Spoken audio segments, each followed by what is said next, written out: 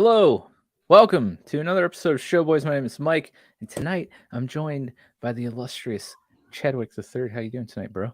I'm here. I'm great. How are you? I'm doing swell. We're both doing better than Nick, though. Yes, that's what I hear. Yeah, he's under the weather tonight, so get well soon, my friend.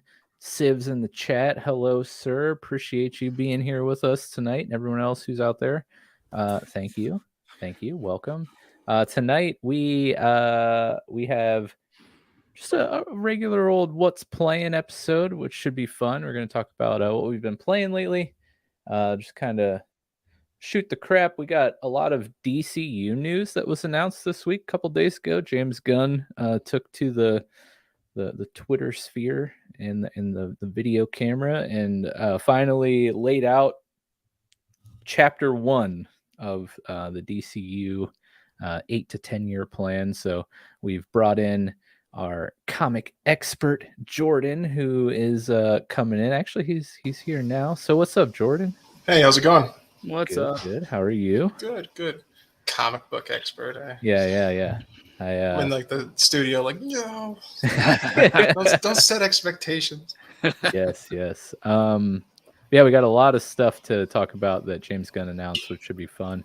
Nick's here. He says, I will support from the sidelines or go to sleep. I hear our podcast is good for that. I've heard that too, my friend. That's good. You've heard it too. Yeah, and it was told to me like multiple times as a compliment. So take that as you will. Maybe I just like the three of us just have super soothing voices. Dude, no way. No way I have I don't have a soothing voice. There's no way. I don't know how anyone could fall asleep to me coughing and clearing my throat like 7,000 times. But hey, to each their own, I guess. So Showboys is like instrumental Christmas music. Yeah. Speaking of Christmas, why are your stockings still up back there, bro? Oh. It's February, my dude. Oh, yeah, guilty as charged. Oh, and Jeff even says that from the sidelines. Those are actually my socks. The dryer broke. Yeah, dryer broke. Yeah, Yep, that's what they are. That's what they are. His really big feet. Yeah, so let's just get right into the James Gunn DCU news stuff. So he came out not that way. He went online and announced his plans for chapter 1, which he's titled Gods and Monsters, for phase 1 of the DCU here. And before we get into the specifics, Jordan, as a fan of DC, what did you think of the announcements? Anything in particular stand out to you? Got you excited? Got you a little disappointed? I have questions, right? I think everyone does. I think that's orchestrated, though. A lot of the questions were meant to resonate afterwards to create. I mean, for content creators, it was a gold mine. Let's be honest, right? Anything from weird, crazy things that happen in real life from actors doing certain things to what's going to happen with the storyline to new things announced. It's just a lot of things stuck out, but yeah, I'm sure we'll stumble into each one of those as we go. I will say though, Gods and Monsters alone is it's actually an Elseworlds title. There was a story where there was a vampiric Batman, General Zod was Superman, and I believe the character who is Big Barda becomes Wonder Woman in that one. I think so. I'm pretty sure. But actually, the really cool thing is in that storyline also, the character who originally turns into Man-Bat, he's actually Batman. So he's got, what do you know? Man-Bat, one of my favorite obscure characters. Love it. Right. Chad, were you aware any of this happened? Yes, I did see some of it, but my interest is pretty much non-existent in most of this. So I'm just here for the ride. I'm here for the Batman sequel, obviously. Nice. Which has been announced and also confirmed to be, I believe, Gunn has called everything outside of the DCU Elseworlds. oddly enough, which is what Jordan just referred to, the gods and monsters coming from. But yeah, I guess let's start there. We'll talk about the four. I believe it was only four. The four movies that were slated to be released from the old regime, and Matt Reeves the Batman, which is guns confirmed. I mean, obviously it's DC, it's Batman, but it's not a part of the DCU, which is totally fine. I think it's cool to have kind of like that separate Batverse, because what Reeves did, I mean, we all agree that was phenomenal. So can't wait to get more of that. But as far as the four projects that were slated to release this year, we have The Flash, Aquaman 2, Blue Beetle, right? And Shazam Fury of the Gods. Right. And he kind of commented on each of these. The big things that I can remember right off the top of my head, Flash is telling Flashpoint story, which we all speculated would soft reboot the DCU, which he confirmed is happening. Aquaman 2 will lead into the Superman movie somehow.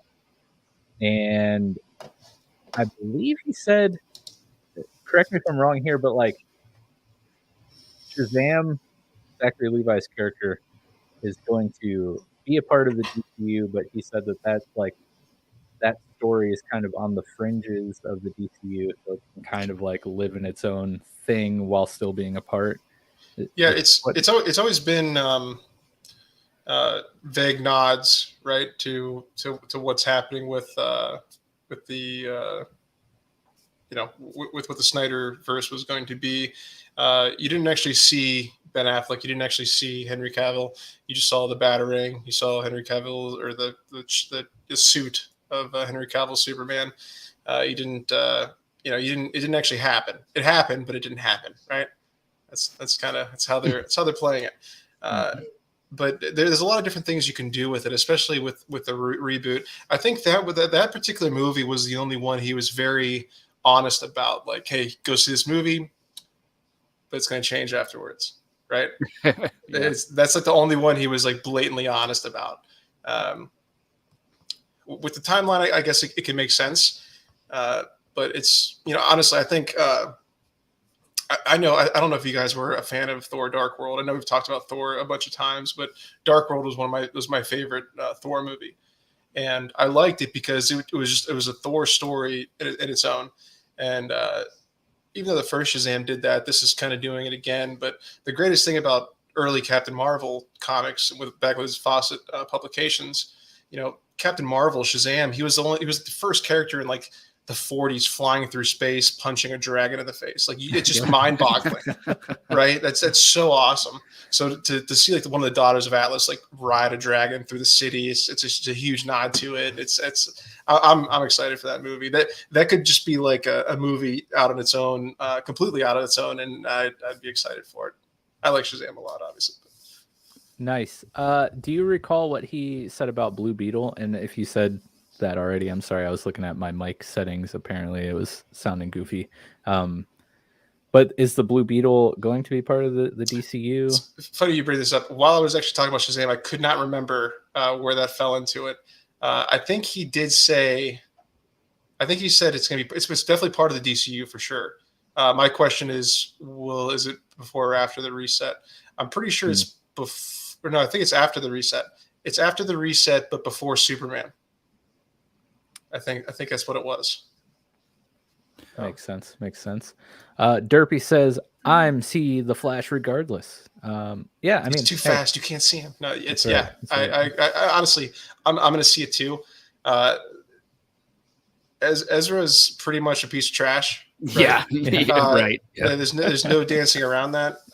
And I just, especially just with ideology, I just would not mesh with the guy at all. But in a lot of ways, I would kind of put Robert Downey Jr. there before he was Iron Man. Also, he wasn't doing exactly this is bad at things, but he was drugs, alcohol, putting other people's lives in danger. Kind of in a spiral. Yeah, complete spiral. And one successful thing turned it around for him. I think Ezra's surrounded by a culture it's a pretty hateful culture in general, and it's just going to spiral even further. But it's ballsy keeping it around, but it would be even ballsier getting rid of him. It's an important movie to do the reset, right? Well, and it's just that it's a reset. So like if Ezra can't pull it together, like it's a reset. So we can have a different Flash if we want, or if he can somehow, get things back in line, maybe he stays on. But Joe says he's excited for Shazam. That's about it. And Civ says love Zach Levi. Need to see the sequel. Yeah, he's in hot water for saying like a pharmaceutical company is evil. Yeah, you hear about that? Yep. Seriously, 5, 6, 10 years ago, everyone knew pharmaceutical companies were evil. That's big pharma. Like, what the hell's wrong with the world right now? All of a sudden, we're crusaders for big. It's just insane. Hey, capitalism sucks, but you can't talk about the pharmacies. Bro. Yeah. Capitalism sucks, but you know what? We need innovation to drive the free market.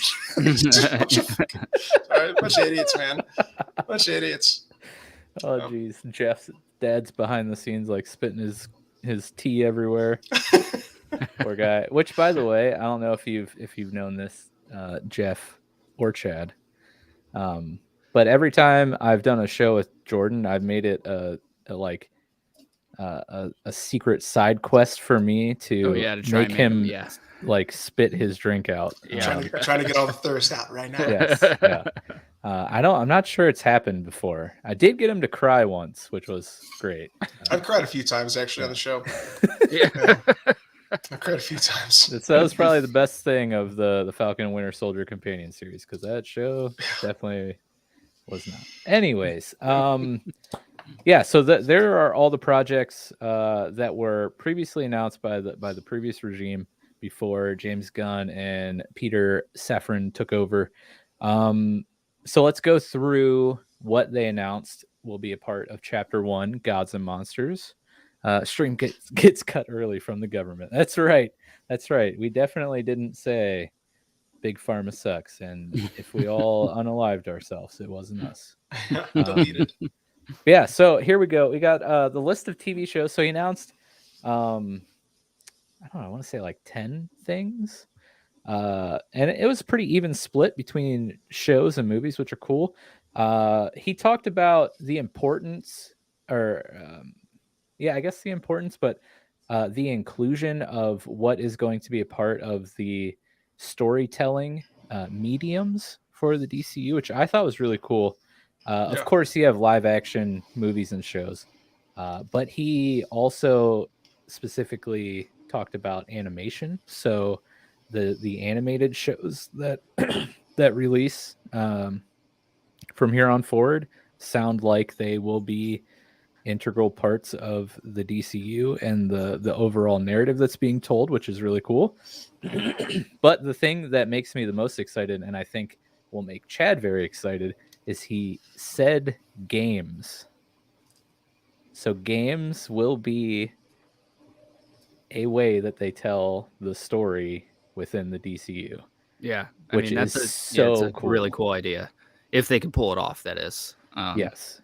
Very cool idea for sure. The other thing that he said in that portion of his announcement is consistency and trying to keep the same actors and actresses across all mediums.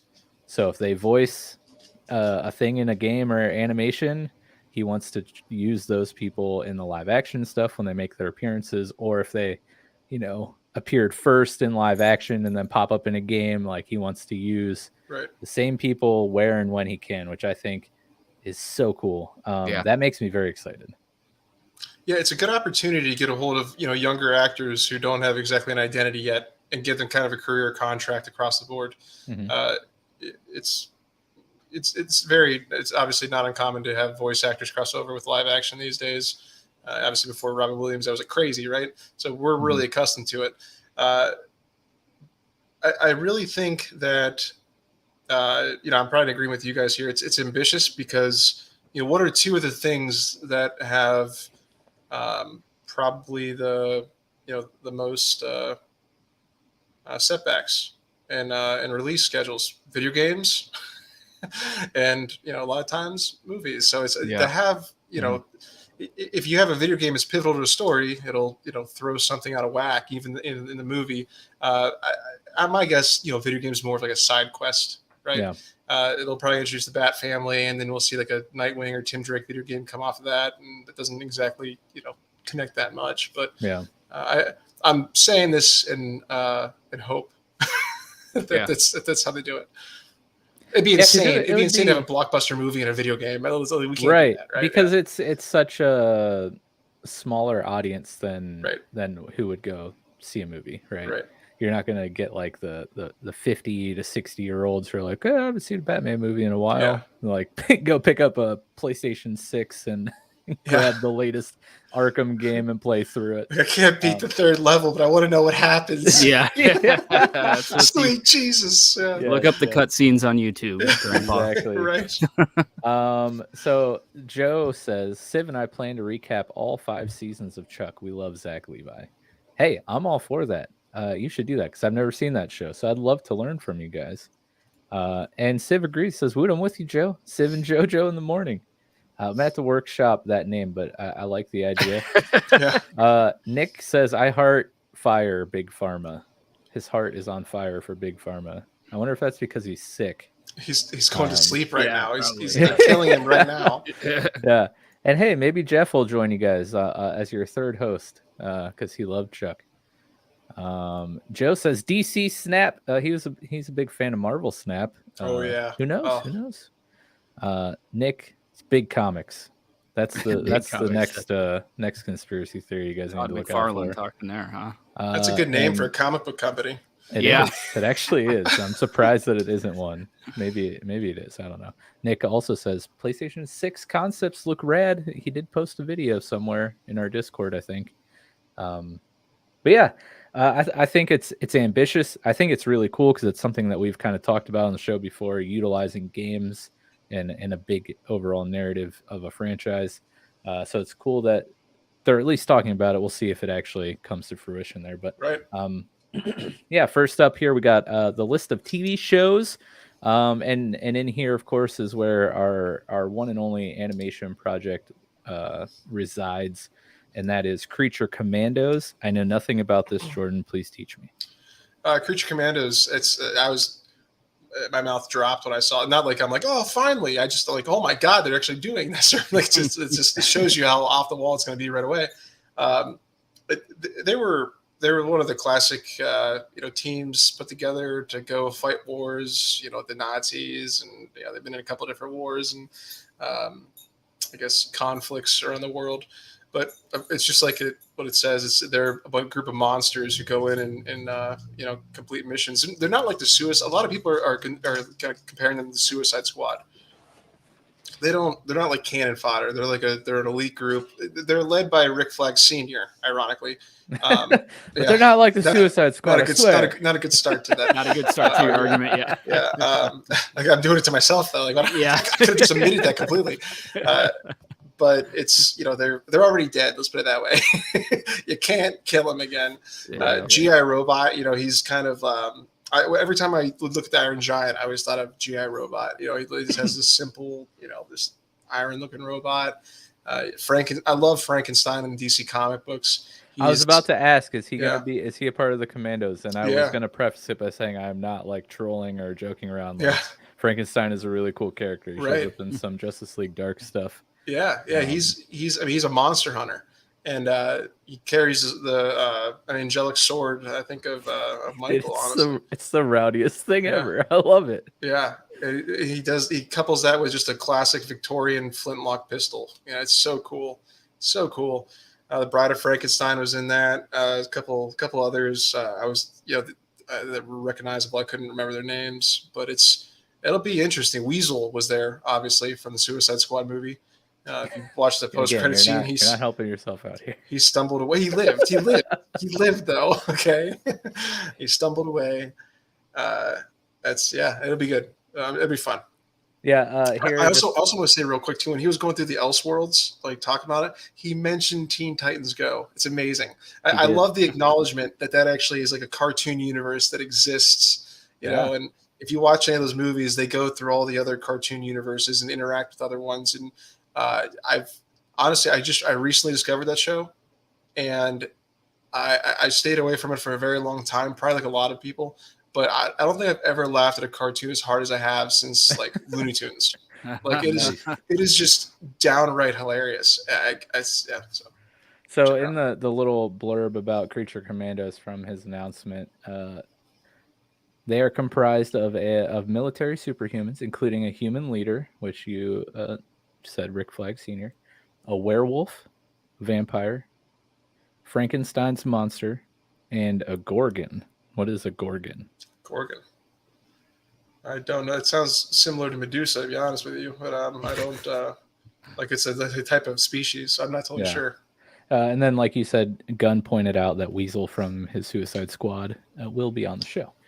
So that's cool. It's interesting. The animated project there. We also have Waller, which is interesting.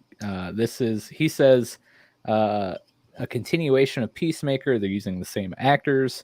He is currently working on writing the Superman film. So he says we can't do Peacemaker season 2. And what he means by that is at this time, there is a Peacemaker season 2 coming.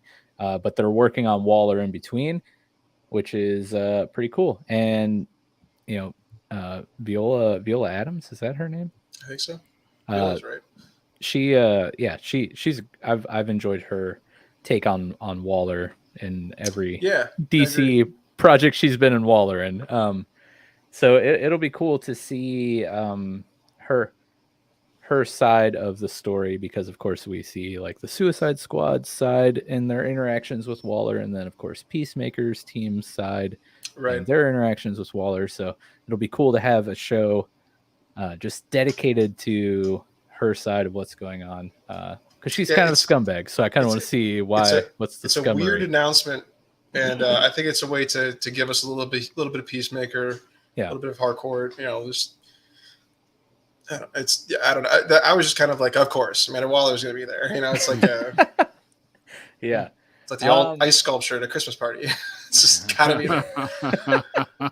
But the next 3 are very, very interesting to me, and I'll talk about. I'll go in order of interest in my mind, starting with what I'm least interested about. But it's piqued my interest enough that I'm super curious. And that's Booster Gold, because he's kind of lame, right? This dude is a dude from the future who was so lame that he went back in time to be a super hero, so people would like him. Like, and they hate him. Less lame. And they still hate him. So he's still lame. He went through so much, and I mean, some people like him, but they mistaken him for, like, you know, he thinks he's admired, but then he's like, no, I'm not Green Lantern, I'm Booster Gold. You know, like he has to verify who he is to everybody. The funny story about Booster Gold is like, Dad and I, Jeff, Dad behind the scenes, we write a lot of music together, and neither of us are lyricists, so a lot of the music we write is instrumental, and without lyrics, and our lack of, particularly my lack of creativity with words, I can never name songs. So every project that we started and worked on, I just named after a DC superhero. And one of the first songs that we worked on recently was named Booster Gold. So I remember seeing that, actually. I remember I text you guys. I'm like, holy mother. Yeah. That's good. But yeah, so I'm interested to see what that is. But yeah, the quote of this blurb is, Booster Gold is imposter syndrome as a superhero. So yeah, it'll be interesting to see. That's going to be an HBO Max series, of course. I mean, all these are going to be HBO Max series. The next interesting one for me is Paradise Lost, and that is this should actually pique your interest, Chad. This is going to be a Game of Thrones-esque story. Yeah, I saw that. Yeah, I saw that. A bunch of hot women on an island. It'll pique your interest. Yeah, but how yeah, it doesn't even sound remotely close to Game of Thrones. And I hate, Nick and I have talked about the Game of Thrones-esque thing that everybody seems to use now. Anything can be considered Game of Thrones. Right. I also and it feel also like annoys me. It also annoys me that it's got the same name as the documentary about those childhood Robin Hood murders. I don't know if you guys ever watched this on HBO. It's really good. It's 3 parts, but it's No. called Paradise Lost. Oh, interesting. yeah, I didn't know about this. I feel like he made a couple HBO series references during his announcement, and I think it was just like all these are HBO. Like, this is an HBO company, right? So let's make all the HBO references we can. Yeah. But yeah, so this takes place on Themyscira, the home of Wonder Woman. So it's about the Amazons. It is a political intrigue behind a society of all women.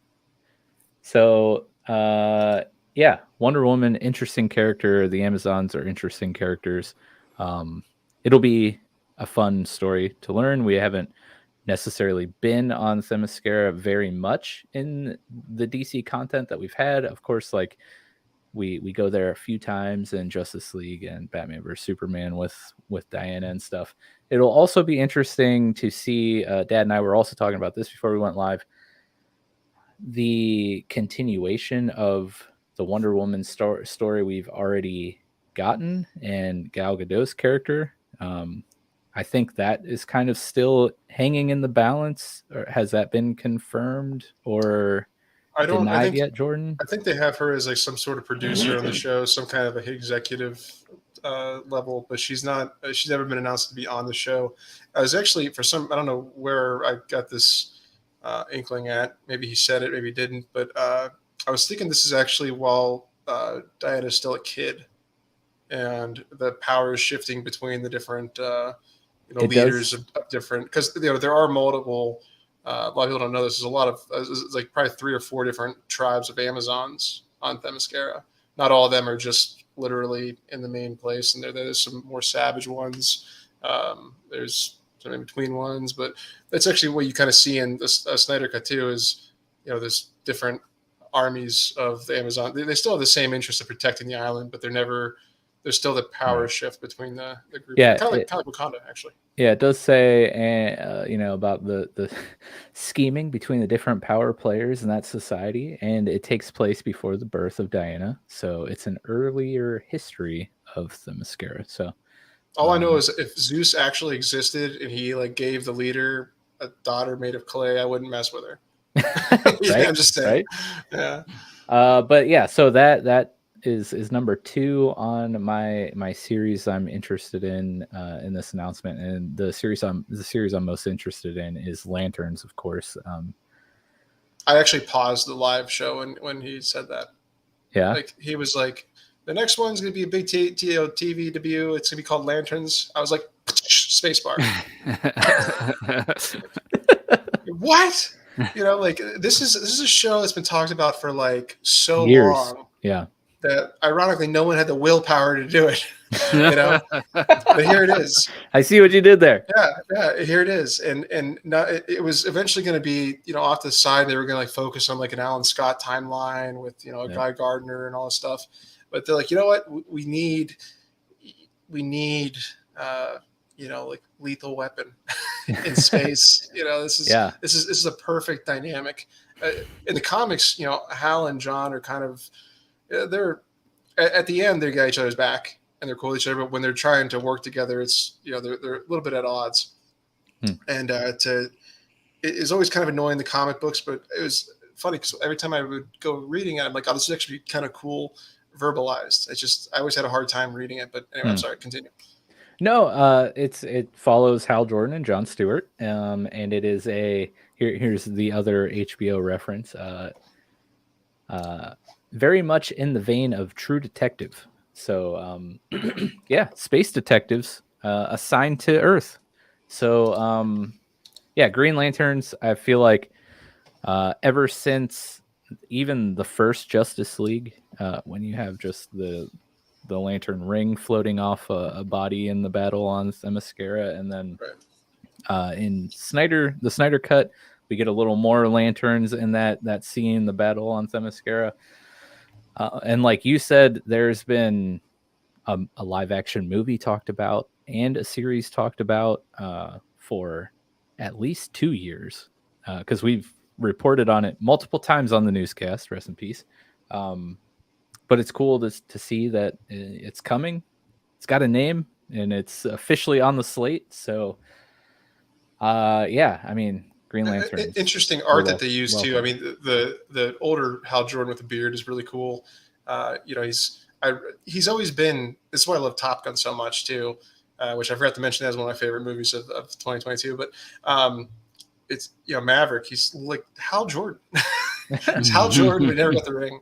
And I was actually talking to someone not too long ago. I was saying with the way how rocky superhero movies are and just modern storytelling, I'm kind of like, you know what?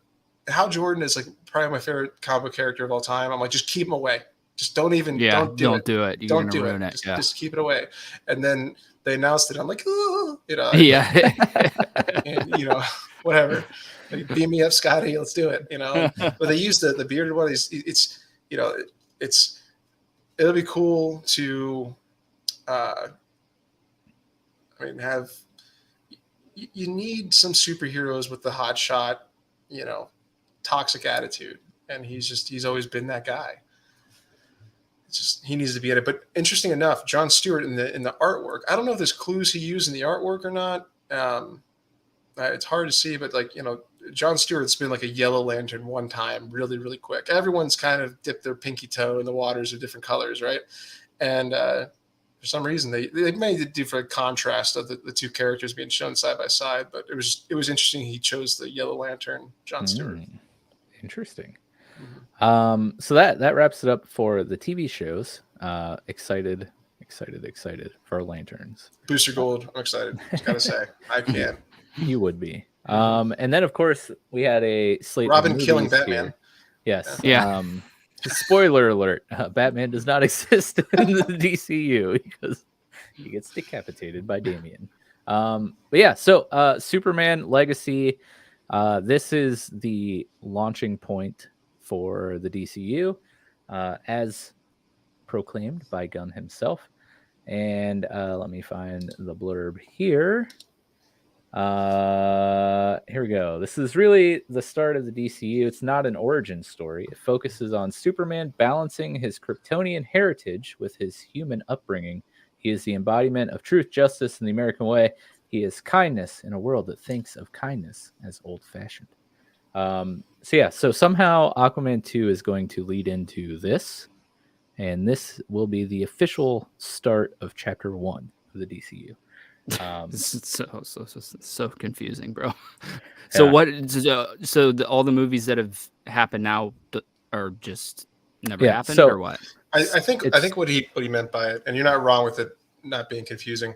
But I think what he means by that is this is like the first one that, like it's a big movie that is a prime character that is a new storyline within the DCU.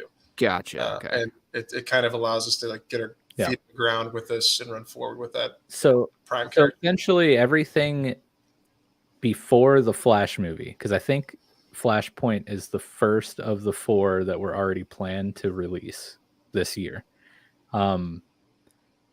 Everything prior to that movie will be considered like Elseworld stuff, like other timeline, like other. Gotcha. The simplest way to look at it is the Snyderverse is an Elseworld movie that gave birth to the Prime Earth, really.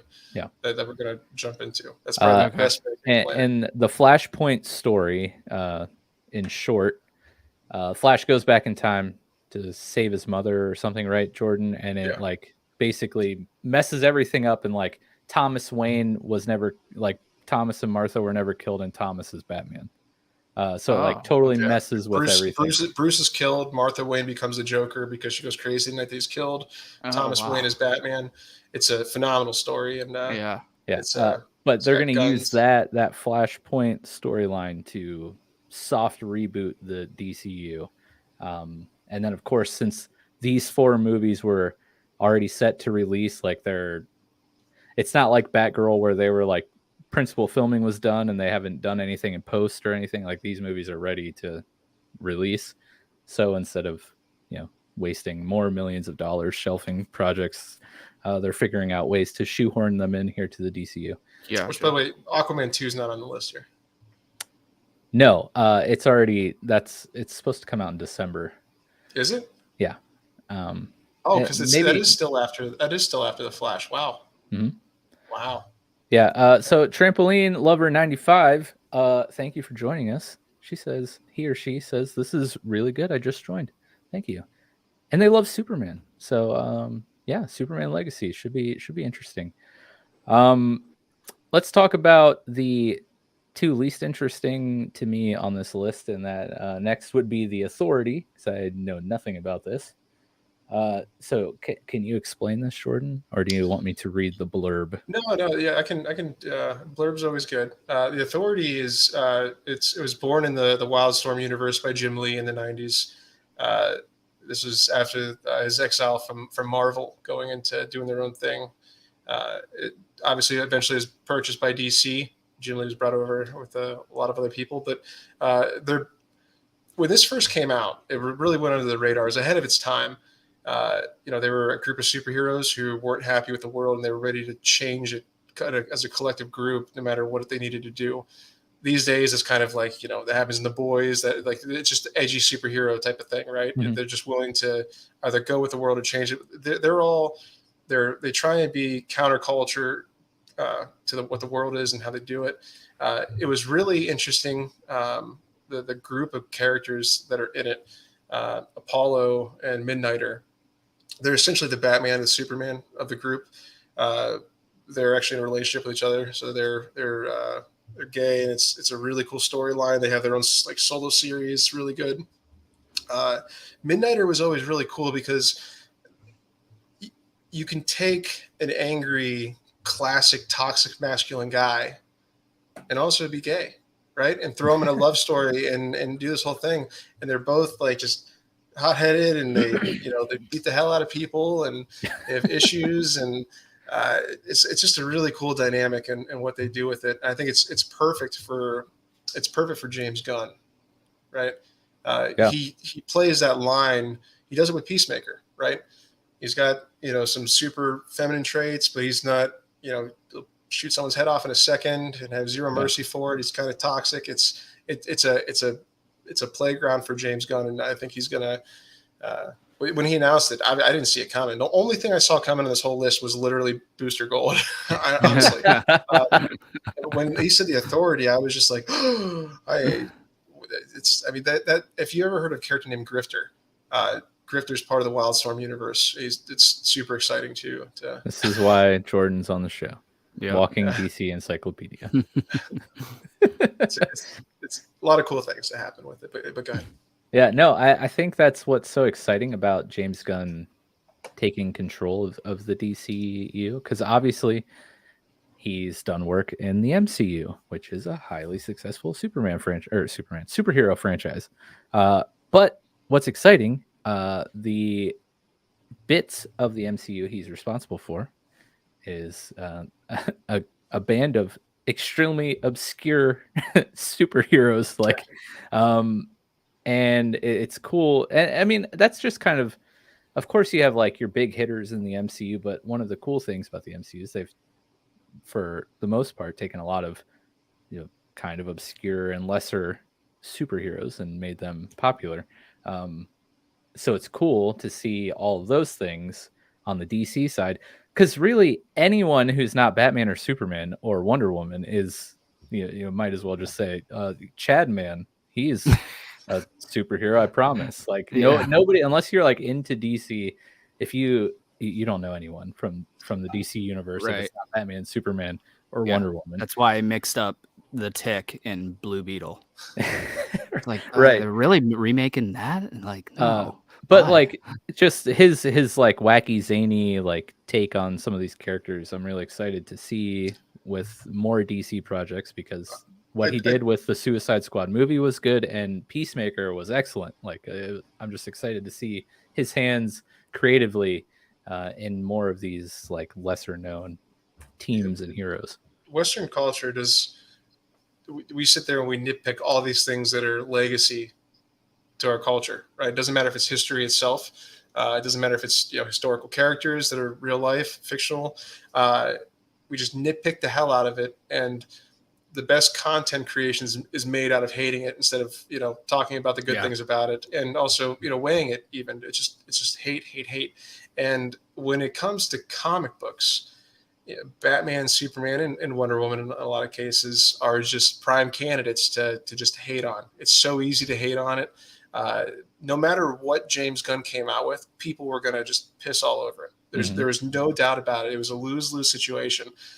So it's actually one of the best things I think happened is he was vague with some of the timelines, so that if people talk about it, they'll still see it because they're like, I got to see it.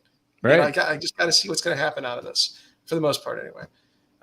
But it's using James Gunn's his formula is using legacy characters to prop up new characters to make, you know, the culture, our culture be like, oh, this is a really cool new character. I never heard of him before. But he's hanging out with Batman, so he might be cool. Right. Yeah. It's what's going to happen, and I think that's what they're doing here. So they're gonna bring in the new Trinity, and then build everything around them. Mm-hmm. Yeah, I'm excited. Next up, we have Supergirl, Woman of Tomorrow. Wow, and I just looked at the blurb. And literally the first sentence is, and next up is Supergirl, Woman of Tomorrow. I swear I wasn't reading it, but that's hilarious. So this is based on Tom King's comic book series, came out last year. And in the series, we'll see the difference between Superman, who was sent to Earth and raised by loving parents from the time he was an infant, versus Supergirl, who was raised on a rock chip off of Krypton and watched everyone around her die and be killed in terrible ways for the first 14 years of her life. So I'm sure nothing, you know, she probably has no issues, you know, mental problems at all. I'm sure she's perfecely fine. And I'm going to predict a Red Lantern Supergirl. Just that happened in the comics also. Yeah, she became a rage. She just it was a really cool Supergirl. Well, he says she's not exactly the Supergirl we're used to seeing, so it very well could be the case. She's Tom King, who's I just like Tom King. He's a huge fan of cancel culture. It's amazing. He's actually one of the writers in this whole thing. But the idea, Supergirl, Woman of Tomorrow, was not that good. I'm not surprised again because it's Tom King, but the idea is pretty cool, right? And they kind of did the whole like angry Damian Wayne with her, you know, type of like she's just got this vendetta, and she's the polar opposite to Kal-El, who's the nice guy, you know. Which honestly, if you, I don't want to keep bringing this up, but you know, they talk about you know, when Superman, the truth, justice, and American way. If you remember, that saying was banned by saying the American way. That was banned last year or 2021. I can't remember. They didn't want to say that because people found it offensive. But James Gunn, who was kind of a victim of cancel culture, right? Right. Like, is around this whole thing, and he's kind of making sure that saying kind of goes into it. Yeah. Well, I think it's pretty great too, because yes, I mean, if you're not aware, you're like, you know, 3 or 4 years behind the times, but he was one of the first, if only, Marvel person that was canceled from like a 13-year-old tweet or something. And then, of course, due to the success of the projects that he was involved in, they uncanceled him. Yeah. Must have been took him out the front door and brought him back in the back door. Yeah, hey, just kidding. Just come back. But no, which, like, my ideas on cancel culture, like, it's just so dumb. Say whatever you want. I don't care. A lot of people, the thing is, you don't need cancel culture, because if people think what you say is stupid and like offensive and terrible, they're just not going to support you because you're a terrible person. Yeah. But anyways, all that aside, I think it's great that you know, Chris Pratt, one of the you know, faces of James Gunn projects, Guardians of the Galaxy, has been in the crosshairs of the you know, cancel culture society with because he's an outspoken Christian, So of course he's a big target. But also like I think Jordan Bear like briefly brought up, but Zach Levi has been in the news in the last like week, couple days for coming out and saying something against Pfizer or whatever. And they're like, is he still gonna be Shazam? And he's like, yeah. The name Pfizer just sounds like an evil general, doesn't it? Right, right. Yeah. Right. Yeah. General Pfizer, get them. It's great. I forget exactly what he said, but he's like, yeah, I mean, people say stuff that I don't agree with all the time, but like, move on, and who cares? Yeah. It's so annoying. I'm sure I say stuff that people don't agree with all the time too. So like, yeah. Wow. Oh, holy cow. That's like a mature adult thing to say. And Chad and I like either totally agree or totally don't disagree. We still hang out. Yeah, right. Yeah, exactly. I'm honestly surprised that you guys haven't killed each other yet. But MJ says, so in which year we'll be getting our next Justice League movie? Probably, I don't know, several years, if at all. Because there was no sign of Justice League brought up during this announcement. So yeah, I would predict a world like, is this because they're doing like the Brave and the Bold title? I would predict a World's Finest movie before, which is just a team up of Batman and Superman before going to a Justice League. Yeah, and I think I want to say the Superman movie, he set a release date already, but it's not until 2025. So yeah, it's like July 11th. And that's the first, which it'll move obviously, entry of this chapter. So and we have 10 projects, so I mean that's like at least 4 or 5 years away from the next chapter being announced and worked on. I would guess, but I'm not a professional, so don't let that go in one ear and out the other. Nick says, right up there with the name Zod. Yeah, Pfizer Zod actually is the villain in Supergirl Woman of Tomorrow. Yeah. We'll talk about Swamp Thing next, even though this is the thing I'm most excited about. Jordan and I have talked about our love for Swamp Thing many, many times. I still haven't watched the series because I'm like, I know, Jordan, you said just watch it because it's amazing. But like, I still can't like do that to myself. Just you should watch it. It's amazing. Yeah. Exact quote. So but yeah, so we got a Swamp Thing movie coming, and just watch the first couple episodes and then decide. No, the problem is I'll love it, and then I'll just be sad the whole time knowing that it never got to be like fully realized. So good. But yeah, tell us about this Swamp Thing movie, Jordan. I'm excited. I don't know if I told you guys, there's actually my cousin Noah. You know Noah. Noah sent me a picture, or he tagged me in it on Facebook, of me sitting on Santa's lap as a kid, wearing like a Swamp Thing T-shirt. Like, it was in reference to the early '90s cartoon they had, that ripped off the Wild Things theme song. But so bad. Yeah, so they're talking about doing an actual like horror movie based around this, and that is phenomenal. And he did say it'd be far away from the DCU, but it'd also be connected. So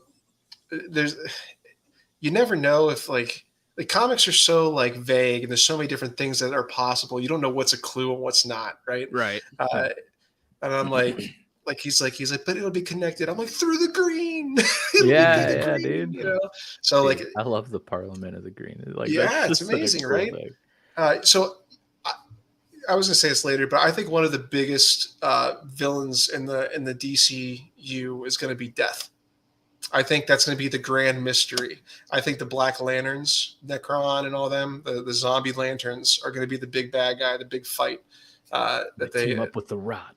Right. They even said there's a mystery in the Lantern TV show that's going to be beholden to the big idea what's happening. Yeah. That could be like the invasion of the Red Lanterns or something like that. It could be a lot of things, but in Swamp Thing you have the green, and then you also have the gray, which is Death. So if it is like a separate universe, Swamp Thing could maybe feel the gray, the gray like in some other other Earth, other dimension, and get pulled in, do whatever. But just the idea of you could actually literally use like Keanu Reeves' Constantine's universe and throw this Swamp Thing in there, Mhm. and it'd be fine, right? Yep. Along with the Swamp Thing mythos, you know, it is terrifying in general. You know, it's you can have a character named Animal Man. Animal Man is he's connected to the red, actually, which Yep. is kind of like the red meat, you know, like the living, like, or, you know, like people and animals and such. He can, you know, mimic animals and do lots of, he doesn't transform into them, but he can get their powers and do the different things they can do. And he's a weird character. He's got a tragic, like, horror story along with what goes along with his family. There's a lot of things you could do around a Swamp Thing movie, aside from just the core, you know, movie itself. I actually do hope. I really, really hope. Like, Swamp Thing is like a god level, you know, powerful character in the comic books right now. When he first came out, he was just kind of like a shambling around, you know, living mossy creature. I hope they do that at first and use like the tragedy that's built around him in that aspect, and you know, do some really creepy things with that. And you know, he finds his power a little bit later. Which, by the Yeah. way, the TV show is creepy. It actually has some. I've jumped a few times. Yeah. It's good. Yeah. So, like, to be clear, this is like in the universe. But one far thing away. he did say is that what he wants to point out, that these stories, although they're interconnected, they're not all totally the same. So I think he's talking like aesthetically, like stylistically, which is awesome, because, you know, gonna give the creative team, like the writers and directors and stuff, the liberty to execute their visions for these stories, which is awesome. But yeah, so I mean, I love the new 52 Swamp Thing run is so good. I love it so much, and everyone should read it if you're able to. Yeah, just it's just so cool. And then you have like the Justice League Dark stuff that ties into it, the Constantine stuff. So many cool possibilities. One little note that's here at the end of the article, I'll just talk about it now because I don't want to forget about it. But they've Safran and Gunn have kind of established some like ground rules, along with the whole like trying to use the same actor across like TV and film and voice acting and stuff. They also said that no actor will play two parts, so this kind of shoots down the whole like fan theory, like dreaming of Jason Momoa being Lobo, which I think would just be a great fit, like visually and like personality wise. But you know, if they're applying this rule, he's Aquaman, so he can't be Lobo, which is slightly sad. But the He's last a good Aquaman, honestly. he is. It's a. Did you see Aquaman, Chad? No. No? No. Yeah, it's a good movie just on its own. It's just a, Yeah, I wanted to check it out. I just never got around to it. Also, another great New 52 series. The It Aquaman is, series yeah. is very, very good. The last but not least, we have The Brave and the Bold, which is going to be the Batman entry here. Of course, you got to have Batman. But this is a very interesting story. This is going to be a father-son story, he described it as, which is we're going to be introducing, as you see over here on the graphic, Robin, and this is Damian Wayne, Bruce Wayne's biological child. And he's kind of a giant douchey assassin murderer child. Yeah. As you can tell, as he's about to decapitate his father with a giant greatsword. But this is based on Grant Morrison's run. And yeah, I don't know. I'm excited to see what happens with this movie. Jordan, please educate us on The Brave and the Bold. Oh, this whole run also leads into a point. I don't think they're going to do this, but just going along with the Blackest Night. Eventually, Batman's dead, and Dick Grayson becomes Batman in this run, and so they have to be like, instead of a father-son, it becomes like a brotherhood type thing, right? Between, you know, someone who's an adopted son who's more accepted as the biological son than the actual biological son. it's just a total. Well, maybe if it wasn't so roles reversed, murdery, it'd be a little Right. easier to accept. Just And saying. I can't remember from the artwork, but honestly, I think the artwork that they use there is actually Dick Grayson in Batman's suit. You can tell he's a little bit leaner, right? His jaw looks a little different. I'm pretty sure that's actually. I could be very wrong. I'm pretty sure you're the only person who would notice that. So I don't I'm know like, if you whether look at, you if you look should at his take inner that thigh, his inner as Yeah. thigh. like a compliment or if you should be worried. I know, yeah, both. It very well might be Bruce Wayne. I just, some, how comic books are. The artwork on the cover and the novels can look very different the insides and bloody blah. But the whole idea of of what this can be with going backwards, instead of like trying to introduce like Dick Grayson and have him grow up in a Nightwing, we can see Damian and the established Bat family can come in behind that, right? So Dick Grayson can show up and try and give Batman some pointers on it. So we can see so many different points of interest with this, especially a new Ra's al Ghul in movies. This is Liam Neeson's. Yeah, I'd always said, and I didn't think there's any idea to this, but when James Gunn decided to put Judo Master in Peacemaker, you're having like the short little guy like beating the hell out of these like guys like 3 times the size or women. I'm like, oh my god, it's reminding me of Damien a little bit. Right. How can such a small little thing just be full of so much rage and beat the hell out of something so much bigger? Just put a great sword in his hand, and you got Damien. Right. It's an interesting move. I was thinking about it. I was like, man, I wouldn't do that. And then I'm like, which is great. Like the best things like that James Gunn like does. Like I would never think about making Peacemaker into a TV show or using the character. He's amazing. I would never think about Guardians of the Galaxy, and they're amazing.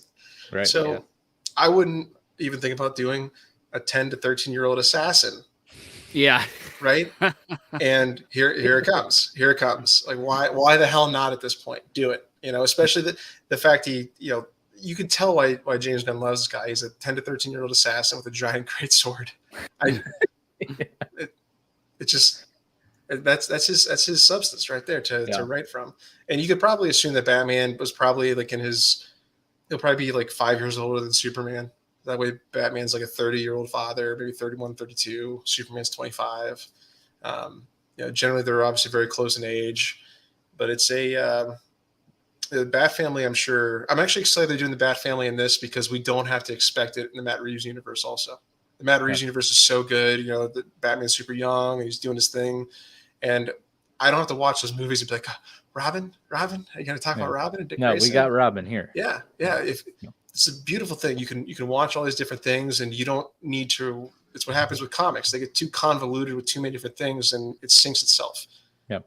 Do multiple movies. I'm fine with it. I'm happy enough to go to HBO Max and watch Batman on Teen Titans, watch Batman in the animated universe, watch him and Matt Reeves movies. Now we have like a definitive line, like right. No, this will not be a part. Like it is definitively its own thing. Right. And the DCU is definitively its own thing, and it starts right here. Right. Which is what we've needed. On Show Boys. Yes. It starts right here. Yeah, so that's the big news that was announced. So let us know in the comments or on Discord what you're most excited about from the DC announcements. Two sad little bits and bobs here before we move into what we've been playing. And that is Doom Patrol and Titans. They're done. They're gone. They got canceled. Yeah, Titans had a rough third season. It was bad. The fourth season's actually pretty good. I haven't finished it yet.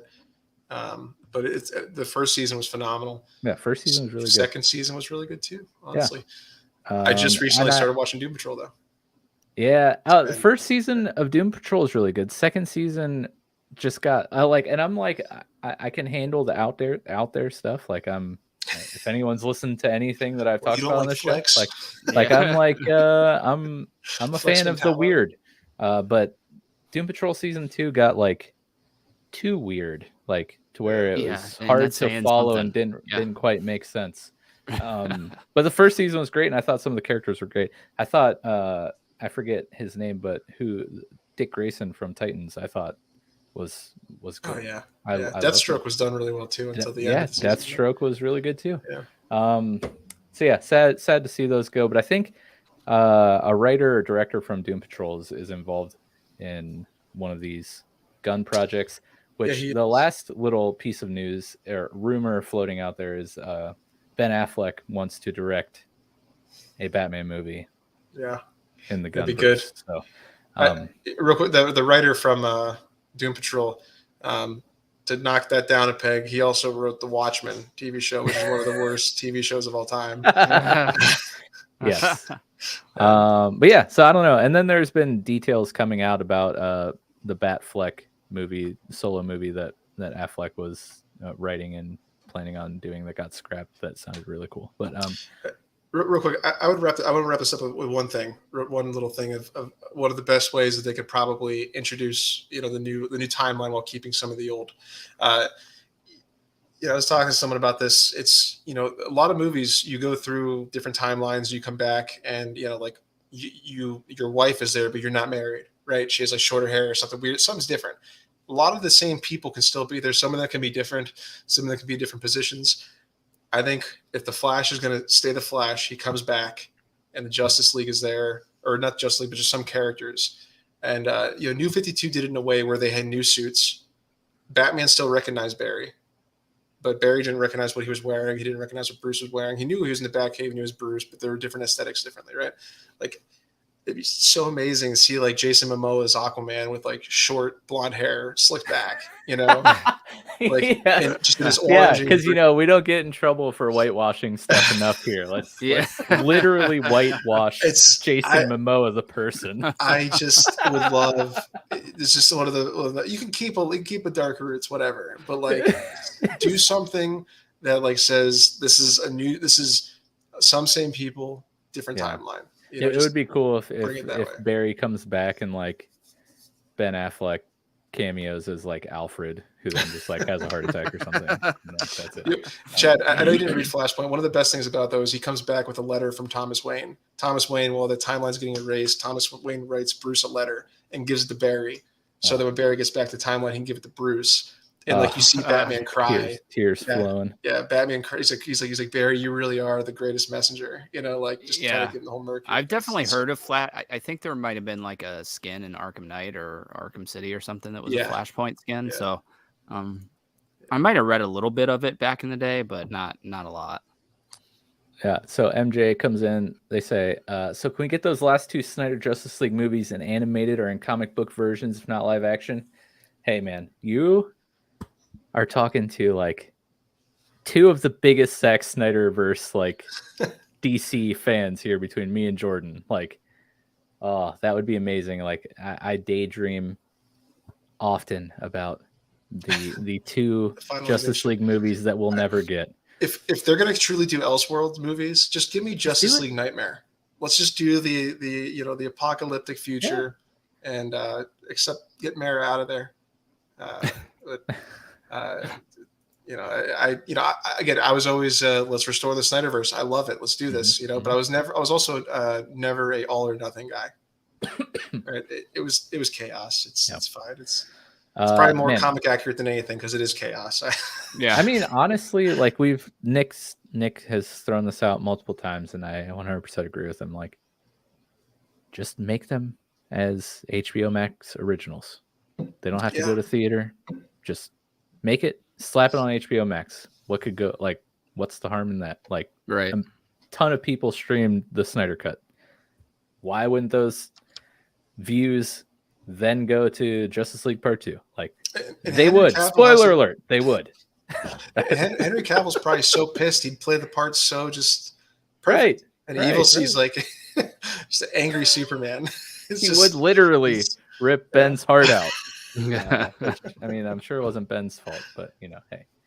But yeah, so there you go. That's all the DC news, and it perfectly accounted for the amount of time that I forgot to tell you guys I wanted to spend on this before we started. So that worked out perfectly. The last hour or hour and a half or so of the show here, we're just gonna go through what we've been playing lately. which is something we like to do from time to time. And at first, today when I was, every week I jot down some notes, to guide me through the show, and I was like, this is going to be, pretty mic light topic here on the episode, because I feel like I haven't really been playing anything, and then I started jotting down. I'm like, oh crap, I got like 8 things on here. Oh my gosh, you got way more than I do, bro. Yeah, so I don't know. We'll let our guests. Pokemon. 7 of them are Pokemon. You'll see. You'll see. 6 of those 7 Gold, are fan Pokemon made. Silver, Pokemon Yeah. Red, Pokemon Tutti Frutti. Yeah. Hey, you guys just wait. Jordan, have you been playing anything lately? I've been diving pretty hard on the Switch lately. Nice. What are you playing on there? It's kind of relaxing. Doing Luigi's Haunted Mansion 2. It's been a fun. I want to play that. Heard it's a good one. Luigi, I'm excited about him. Smite, I'm still I actually recently came back to Smite. I always mention Smite on these things, but ironically, when I took a big break and they did they're doing like a Magic the Gathering season, but they just changed the main map up a whole lot. They swapped around a lot of items, and they, for a little while there, I was kind of like forcing myself to play it because I played it for the past like 11 years. I don't want to stop, but I stopped for a while, and I think it's because our kid will be here in 2 months, so I'm like, I gotta just get it out. Gotta play. Yeah. Doing that. I started. I'm doing a lot more doing casual Overwatch 2. Nice. It's. I wasn't a huge fan of it at first, but I'm liking it more and more. Nice. But Northgard is still on the list. Age of Empires is still on the list, and Marvel Snap. Marvel Snap they just added friendly gameplay or friendly battles in it. So you can actually create a room, and it gives you like a 5-digit code. You give it to your friend, and they can join. You can play your decks against each other, and it's really different than the normal battles. Like, have you guys played Marvel Snap yet? No, but I've watched Joe play it. Okay, so you play it, and the match is over, and you won. It's fine. The way the friendly battles work is you have a health bar. And if you win or lose, depending how much you win or lose by, it decreases your health. So you go into the next battle. So I had one battle today with the guy I work with, and we had like 6 battles in. But you can actually wager more health to do more damage or take more damage. That's kind of cool. And the battles are pretty quick, right? They are, except when you play 6 of them. Yeah. I was like, I was obviously losing, and I'm like, wager. Kill me. Yeah. Just end it now. Yeah. It's a good game. Yeah, man. That's cool that you're getting into the Switch. One thing I've learned, especially recently, Pokemon, like in the last. I forgot the Switch. Yeah, no. I mean, yes, but not where I was going. Surprisingly, but especially in the last month or so, like I've barely had time to get on the computer to stream at night. Like if you follow our Twitch channel, you'll have noticed that maybe this year in 2023 I've streamed like 3 times. But portability is so important to me in this phase of my life I'm in right now. So being able to grab the Switch and play for like 5 or 10 minutes and then put it to sleep without like saving my game or shutting my game down, and then like I got a spare 5 minutes, like turn it back on, I'm right back in where I was in the game, and it's just like pick up and play.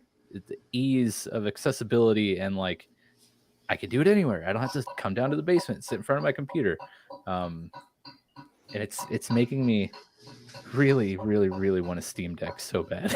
Yeah, man, so bad. Yeah, it was the Switch killer for me for sure. And it was starting to become like my go-to gaming device there for a couple months after I bought it.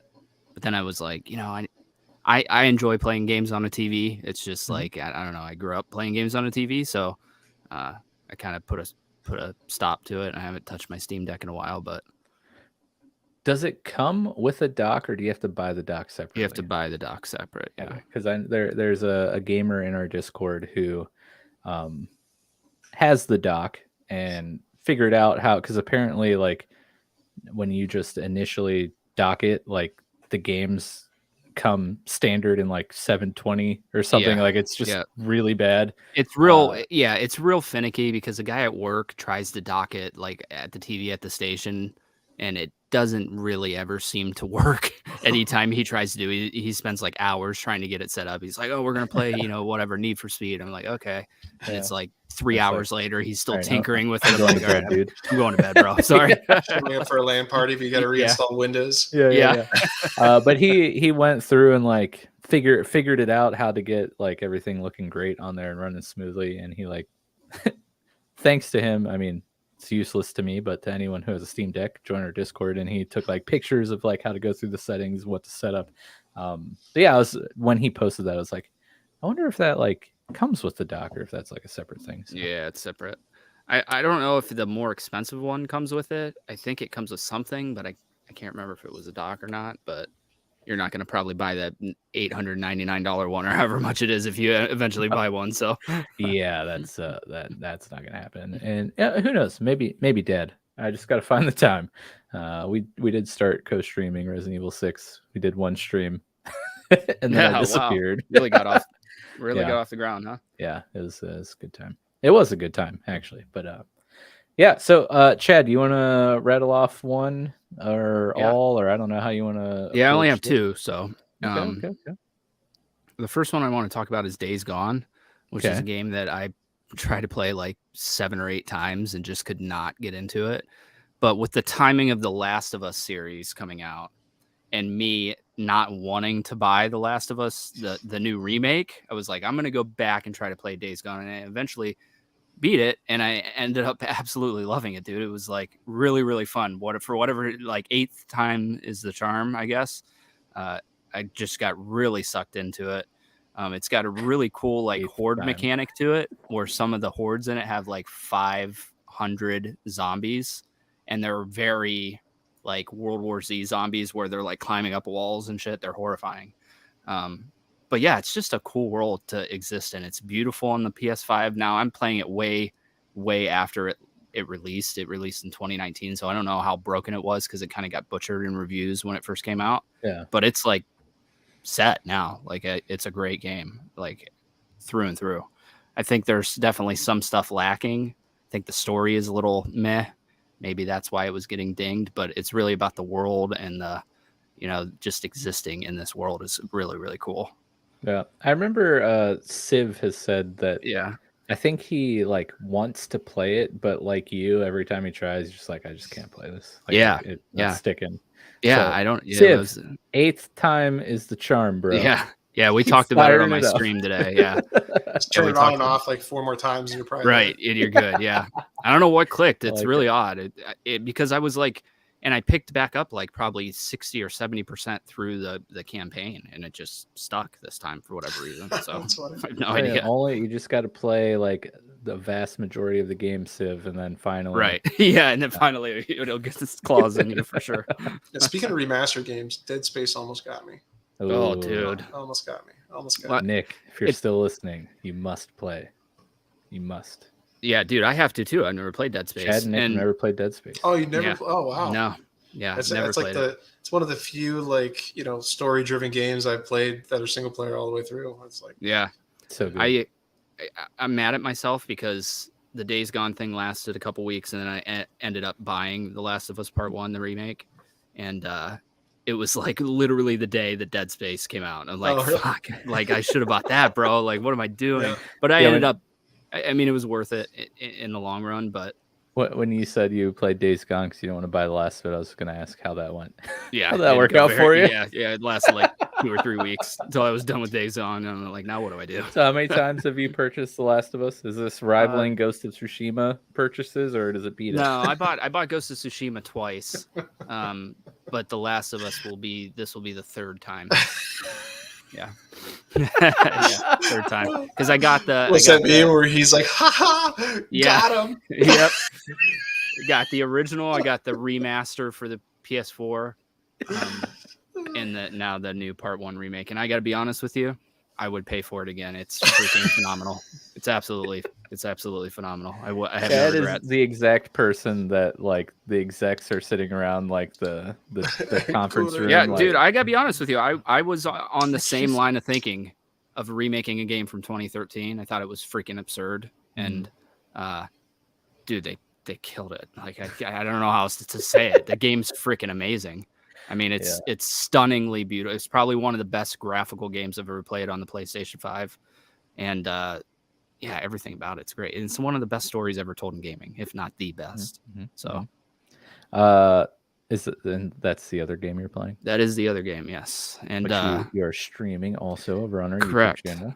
Correct. Showboys So if you Gaming. want to see what it looks like, I don't know if it's coming across on the stream per se, but check it out. And it seems to be fairly popular, that stream, for whatever reason. I mean, I know what the reason is because the series is out right now and everybody's probably looking for it. Why? not sure why. Jordan, did you ever play The Last of Us? The first one. The Yeah, first one, I actually like I played the multiplayer like dude, the extensively, multiplayer is too. So much fun. underrated. Yeah, I way played underrated. that way too much. Yeah. Yeah, And I it's- think it was one of the most suspenseful multiplayer games I've ever played. Honestly, Yeah. like there's times where like I felt like helpless. You Yeah. know? And like you would just spray fire and you might like catch somebody and get him and you're like on the mic you're like I got him and run. Like, That you we've feel talked like about. a civilian with guns. It's cool. Yeah. Yeah, we've talked about it on the show before. Like, I really feel like that game's multiplayer was ahead of its time. Yeah. Oh, for sure. Yeah. Now, Jordan, as someone who's watched competitive gaming and gotten into some esports viewing, at least, I think, is that correct? Yeah. Like you've watched Overwatch and stuff. Overwatch might. Yeah. Tell me, The Last of Us multiplayer would not be the perfect esport game. Like the matches are like slow paced enough to be able to everyone like be so quiet. yeah, but I mean, it's Like arena. one of the things that I struggle with. Like, I'm a huge League of Legends esports fan. Watch it religiously. I've, spoiler alert, had it on in the side here during the episode tonight because the matches were on. They kind of bled over into when we started when we went live. But I struggle to get into like the first person shooters and the Overwatches because while League of Legends, when the team fights happen, or like in Smite or Dota, when you get a team fight in a MOBA, like it's chaos. 5-10 players at a time throwing multiple abilities. Yeah, it's just like there's always the one asshole that jumps and like crashes into the ground and the ripple effect comes out. Yep. Like, while that is chaos, like those, it's not constant. It's like spaced out chaos, and there's enough time in between like the minutia of MOBAs for the commentators to explain and analyze and talk about what's happening. So it's very fun and easy viewing MOBAs competitively. But then you get into the shooters like Call of Duties or the Halos or the Overwatches, where it's just chaos all the time because it's a shooter and that's what happens. So I find those games hard to follow. But The Last of Us, the multiplayer was paced slow enough to where I feel like you could have that commentary happening during the matches. And when the action happens, it's chaotic enough to be very exciting to watch competitively. I don't know. I loved that. And I remember thinking, man, this would be such a cool competitive multiplayer game. But I just like, if you're like, you're the last one alive and you're just quiet and the arena's quiet, like someone like coughs and they're like, shut the yeah. It's just it's just echoing, Yeah, I love how they carry over the crafting mechanic from the single player game into the multiplayer, and you're just like sitting there like pouring nails into a jar trying to make like those little bombs, and you're just like, freaking out. They're actually working on a standalone multiplayer game for 2 that's beautiful called Factions that's coming out. So that's a game. That's a game, like where you could do like the hell's the game called? It's like you're in like the apocalyptic Washington and you do missions together. It's like third person. Tom Clancy. What is it? The Division. The Division. Yeah. So you could literally make a Division type game like in the Last of Us universe. Oh yeah. It'd be very, very easy to do. Yeah. Just no one effing does it. It's incredible. Yeah. Yeah. It is. You don't have to touch on anything else. And like the story, like the overarching story, like whether you like the story of the second one or not, you can just everyone can agree that the idea of the world is cool, right? So for sure. Just give us the world. Let's just walk around the world. I mean, I kind of talked about this last week a little bit, but the very first article I ever wrote for gaming for the website that I write for was in defense of The Last of Us Part 2. I love The Last of Us Part 2. And I'm sorry, but most of the people that complain about The Last of Us Part 2 are people that have not played the game. They read the leaks and they were like, oh, that sounds fucking stupid. And I'm not going to you have to at least watch the YouTube shorts and just watch the Last of Us 2 movie. it's a 30-hour story, dude. So if you get 5 minutes of snippets, it's going to sound awful. But the way that it pans out in the story, dude, I think it's a masterpiece. I think it's a great game.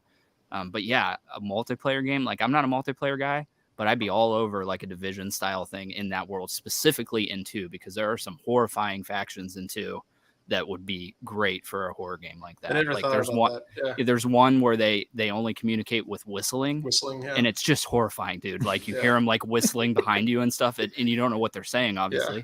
So. It's just funny, like Walking Dead, the creator of the Whisperers, like those sons of yeah. So did you watch the Last of Us series, Jordan?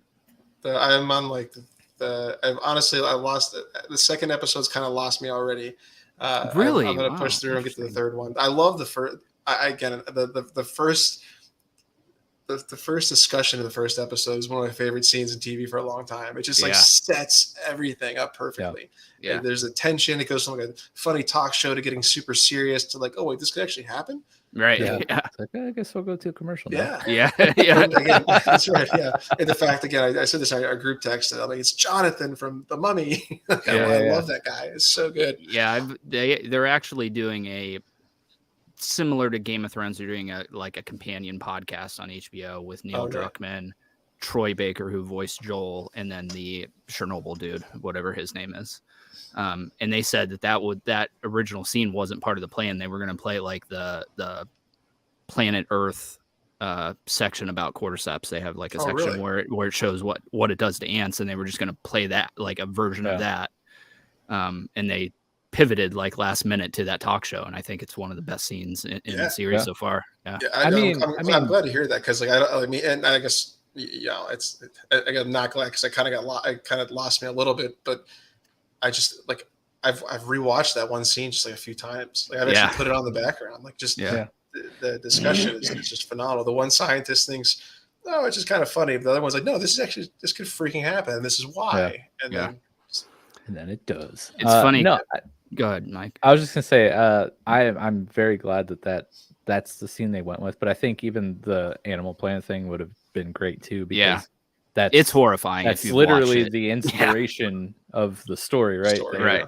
They were watching Animal Planet, and like that story came on, and they're like, wouldn't that be crazy if that happened in humans? And they're like, greatest game of all time. and I think I sent it to Mike and Nick maybe after the last episode. There's like a research paper about what they talk about in the beginning there, climate change and fungal pathogens. I'm like, dude, it's like what like could happen. So but if you see anyone have those weird like little tendrils come out of their mouth, maybe just if you ever got like 5 minutes, there's actually 2 of them. There's the Planet Earth one, it's like 5 minutes long, and then there's another National Geographic one about cordyceps and ants and insects specifically. You should watch it. It's pretty horrifying, to be honest, what it does to them. Yeah. Maybe there's like one ant, like blowing their heads off with like 12 gauge shotguns. Well, this show's amazing. So what lost you in the second episode exactly? I just turned it on, and when they're in the midst of just talking about the fireflies and dealing with just I don't know, the setting with I don't know, it just feels, I just didn't really pull, really keep me. I'm sure I should get through it. I've heard nothing but wonderful things about the third episode, so I just gotta. You're gonna love it, dude. Yeah. I know you, and you're gonna absolutely love episode 3. Yeah, it's there's something, I don't know if it's the way it's just filmed, the lighting or what, but I just don't feel. I feel like they're just like a bunch of homeless people hanging out in a factory. talking about Yeah, just like yeah. like just like a grudge with another group of homeless guys or something. Right. I don't know. That's essentially. I know. Yeah. Like, I don't know. I don't even mean that as like a bad, like trying to diss it. there's just something that I can't. I don't feel like it's a huge threat. I don't know. I don't know what it is, but I'll get through it. Even if Yeah, I I just got to think- turn on 3 and keep going from there, I will. You know, I wasn't really sold on Pedro or Ellie for that matter, whatever her name is. But I am now. I think they're doing a freaking phenomenal job, and I'm super impressed, especially after replaying the first game again. Like the details that they got right down to the duct tape on Joel's backpack and the keychain on Ellie's back. Like there's so much video game accurate stuff in it. And it's nice to see a video game adaptation take that route. Because it's never the route they take. So it's crazy. It's almost like having the guy who wrote the game like be a part of this. Right. It like helps. Which, by the way, Craig Mazin is the Chernobyl guy. And what is the other guy's name? Not Neil, the other guy who worked on the Baker? game and co-wrote the game. Oh, I don't know. They totally dipped out on him. Nobody even knows his name. Yeah.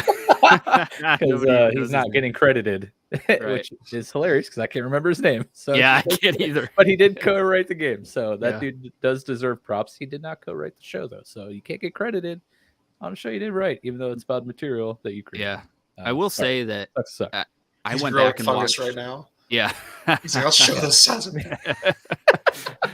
I did go back and watch the first episode of Chernobyl primarily for our March Madness thing because I just wanted to refresh myself on it. Dude, fucking great show, man. If you have not watched Chernobyl, it is phenomenal. Even just watch the first episode. Yeah, the first. It's just like it's horrifying. Yeah, bro. I'm like I gotta go shower. I gotta get this off. Yeah.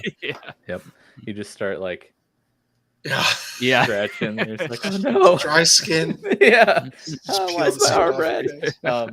Yeah. It's good stuff. Which, by the way, shout out March Madness. We got that coming up in a couple weeks.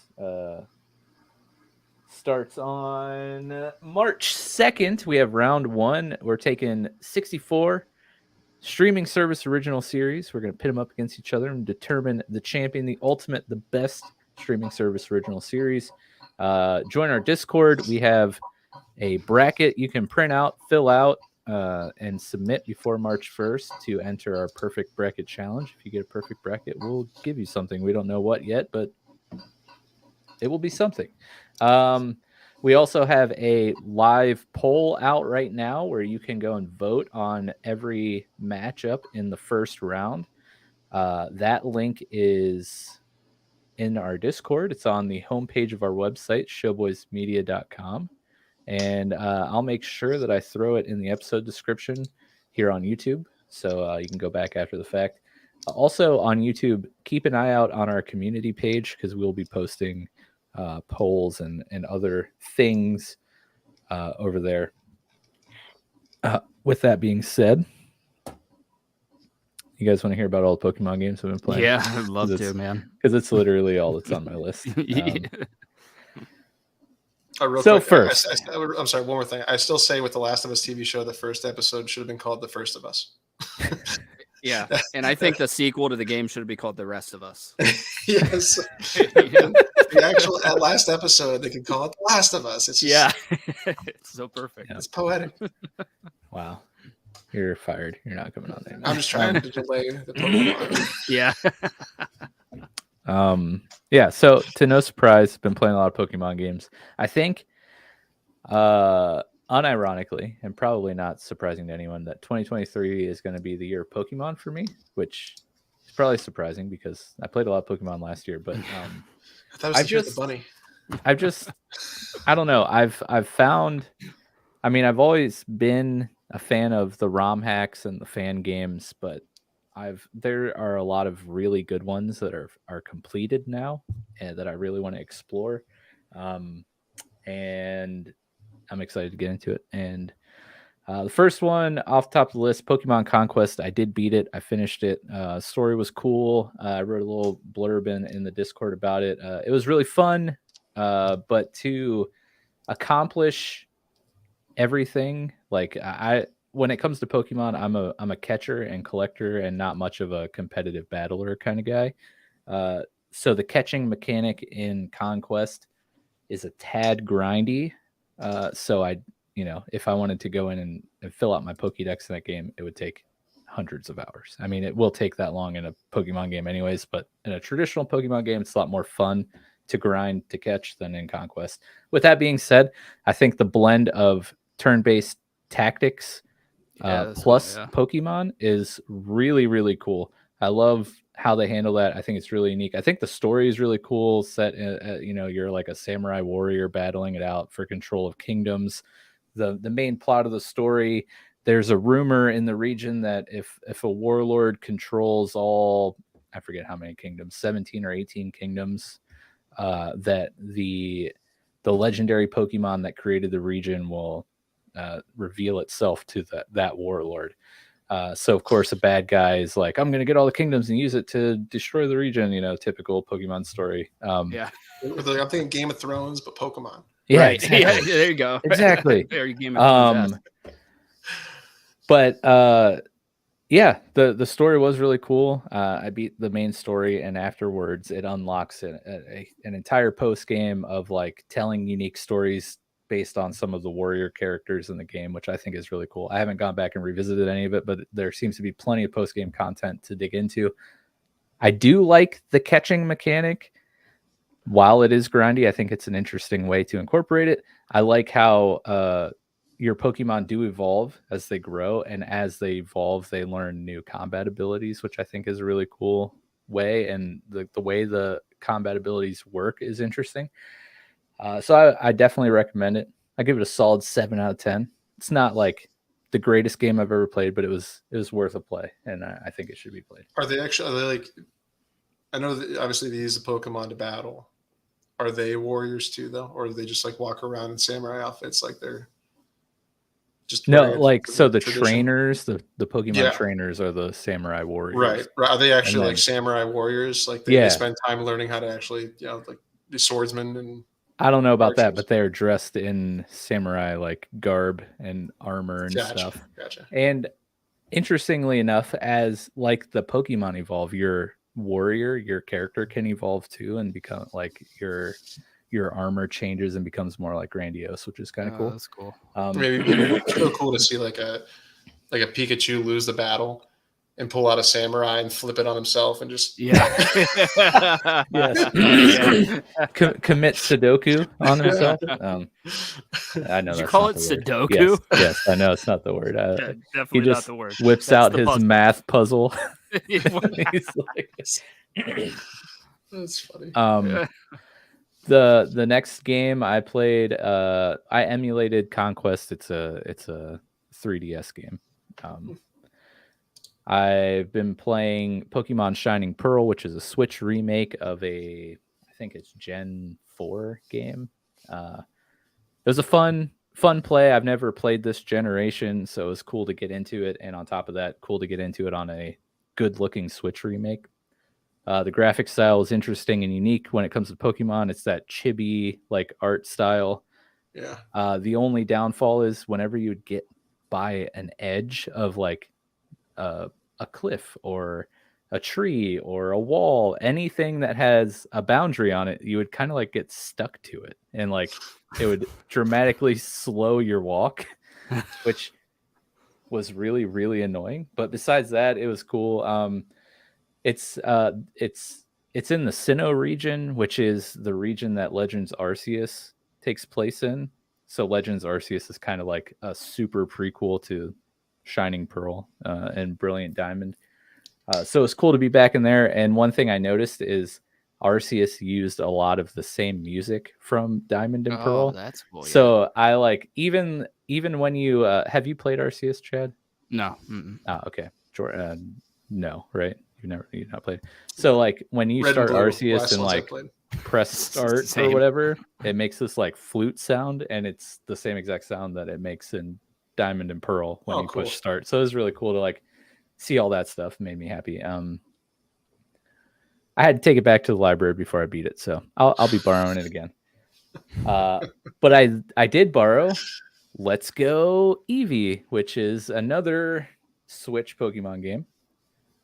This one is unique in the fact that it combines the mechanics from Pokemon Go, the mobile game, if you are familiar with that, with a traditional Pokemon game. So I did play Pokemon Go for a little bit, yeah. Pokemon Go is really The fun. rest of the world, yeah. Yeah. But that catching mechanic of the Pokemon just appearing in the center of the screen, and you kind of like throw the ball as the circle shrinks, and you try to get it in the center of the circle for like a great, excellent throw. That is now how you catch Pokemon on the Switch. And I'm playing it in handheld mode. So all I do, you use the camera to move up and down to align your throw, and then you just push A to throw your ball. But if you're playing docked, you actually like take the Joy-Con and like do a throwing motion or whatever with it. Yeah. I'm not here for that, but Right. again, really cool, beautiful graphic style, and it's cool to be back in a remake of the Gen 1 region on the Switch.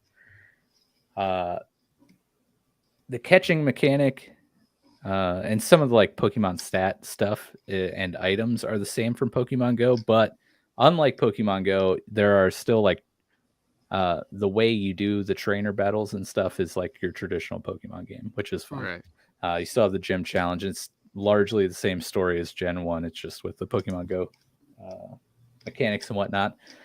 I beat a fan made called Pokemon Infinity, which was really cool.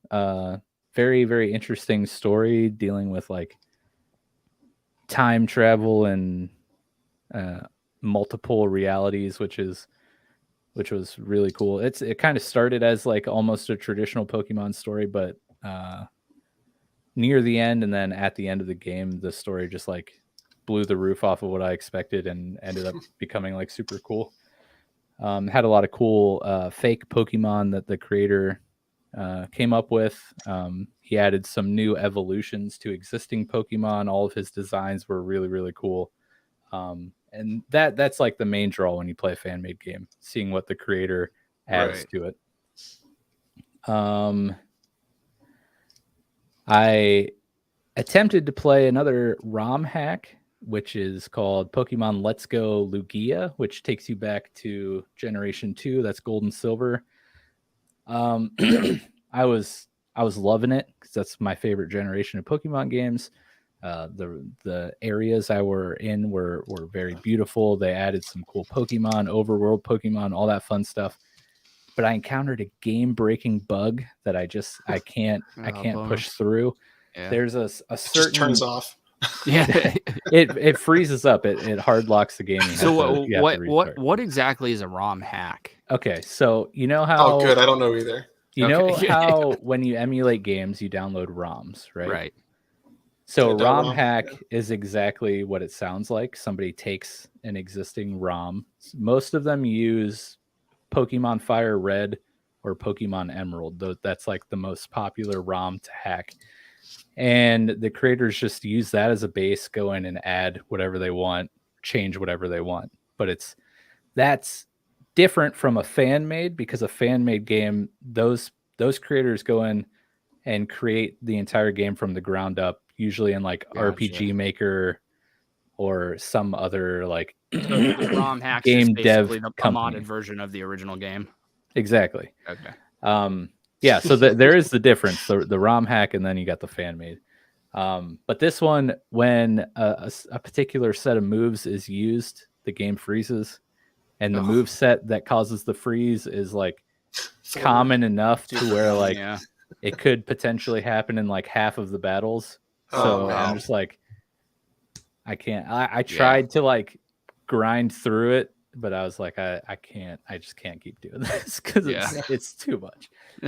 So I had to shelve that, and I don't know if there's a fixed plan for it, which is sad. But the last ROM hack that I started, that I'm not sure. I'm also not sure if I'm going to stick with this, but the premise is interesting. It's called Pokemon Variant Emerald, and essentially, one of the cool things that they've done in recent main series Pokemon games is reuse existing Pokemon, but put a twist on it to make it unique to the region that the new game is in. So they're called regional forms, and basically, let's take Bulbasaur. That's a pretty popular Pokemon you guys probably have heard of.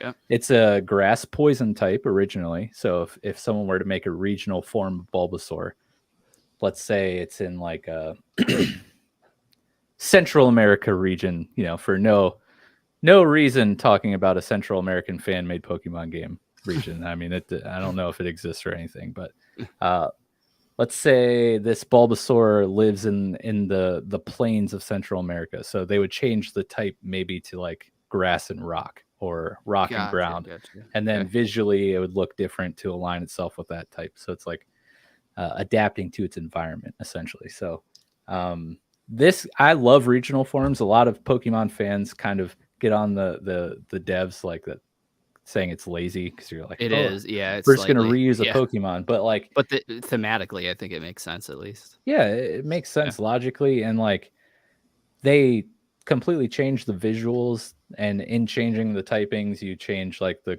whole balance of the Pokemon and its move kit and stuff. So while there's a little validity of it being a little lazy, I still think it's fun and interesting because it's a creative take on an existing. Original 150. I mean, you had like Sandshrew.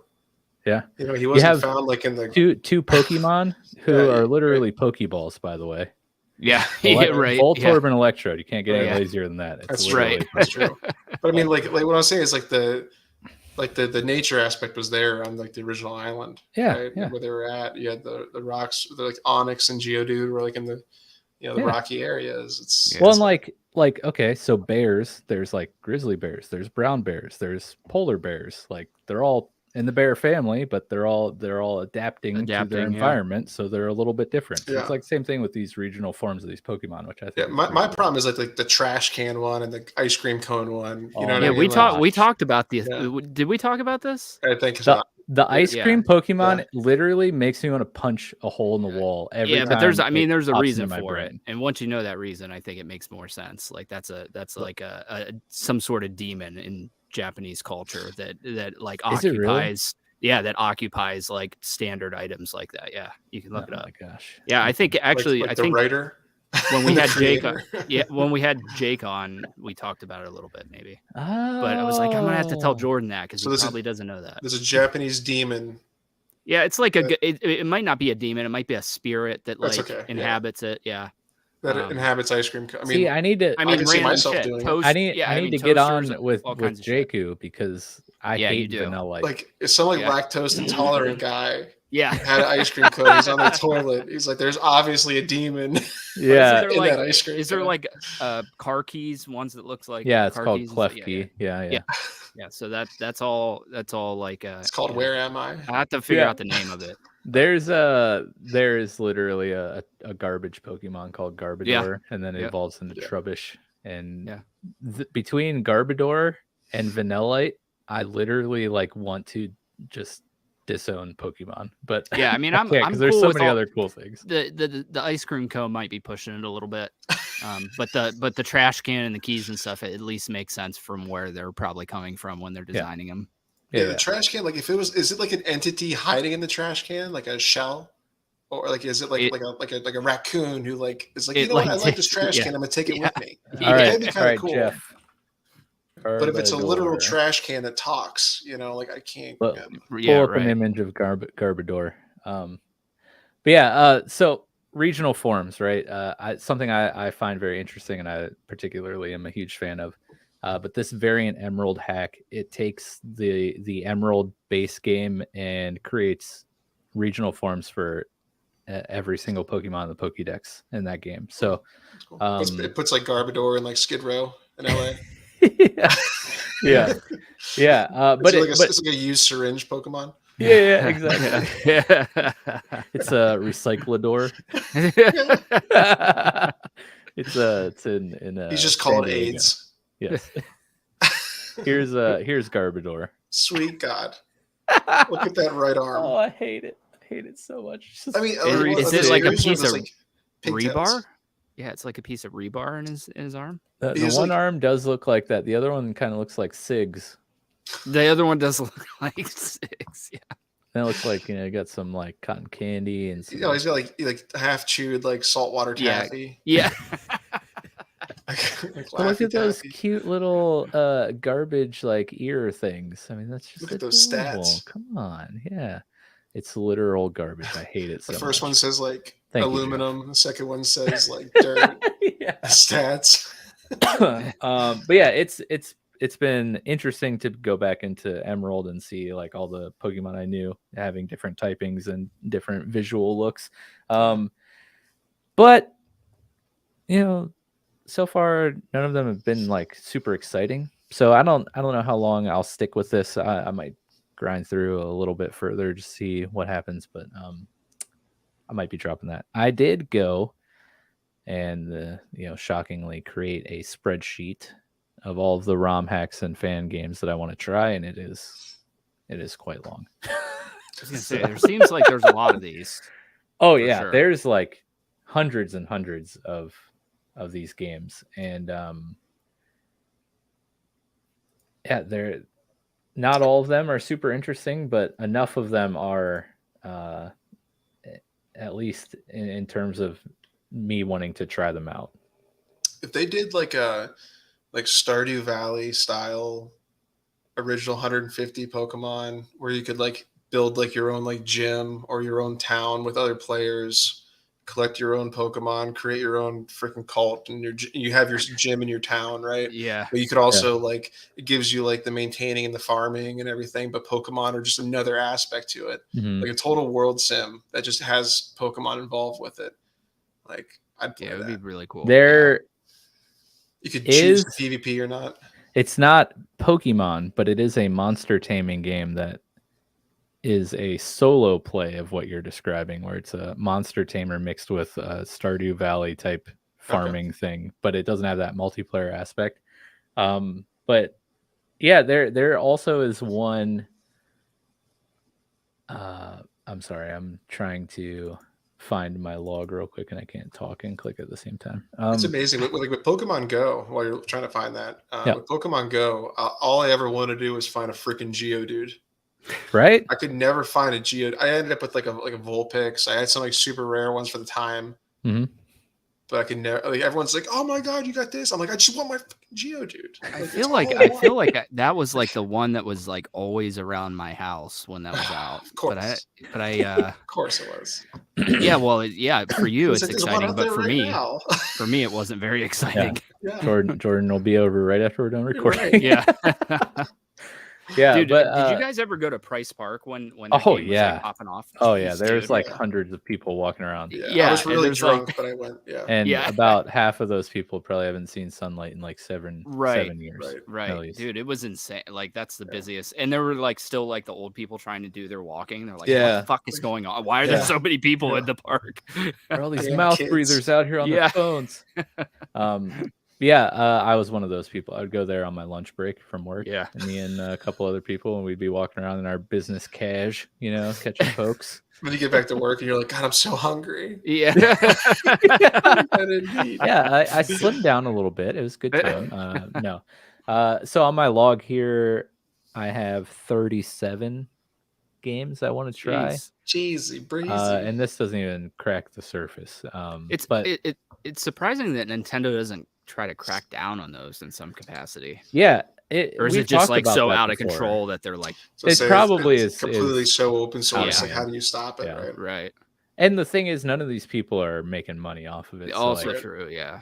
what can they really do? Like shut it down? Okay, great. But like Right. 7 more are gonna pop up and Yeah. probably already have in the time of me you just saying that. And Right. if they shut it down, what's it do? It makes it blow up even more. Right. Right, Everyone's like, I want to exactly, play it now. Yep. Exactly. But the cool thing about these hacks and fan maids is they are created by people who love this franchise and the concept. So you get all the stuff that fans have been like screaming about Begging for, wanting, yeah. or like, a lot of these people are just creating a game they want to play, right? So you get all these cool, unique like additions to mechanics or reworking of existing Pokemon. And then of course, like you get some really, really cool brand new fake Pokemon that these people create. So it's really interesting.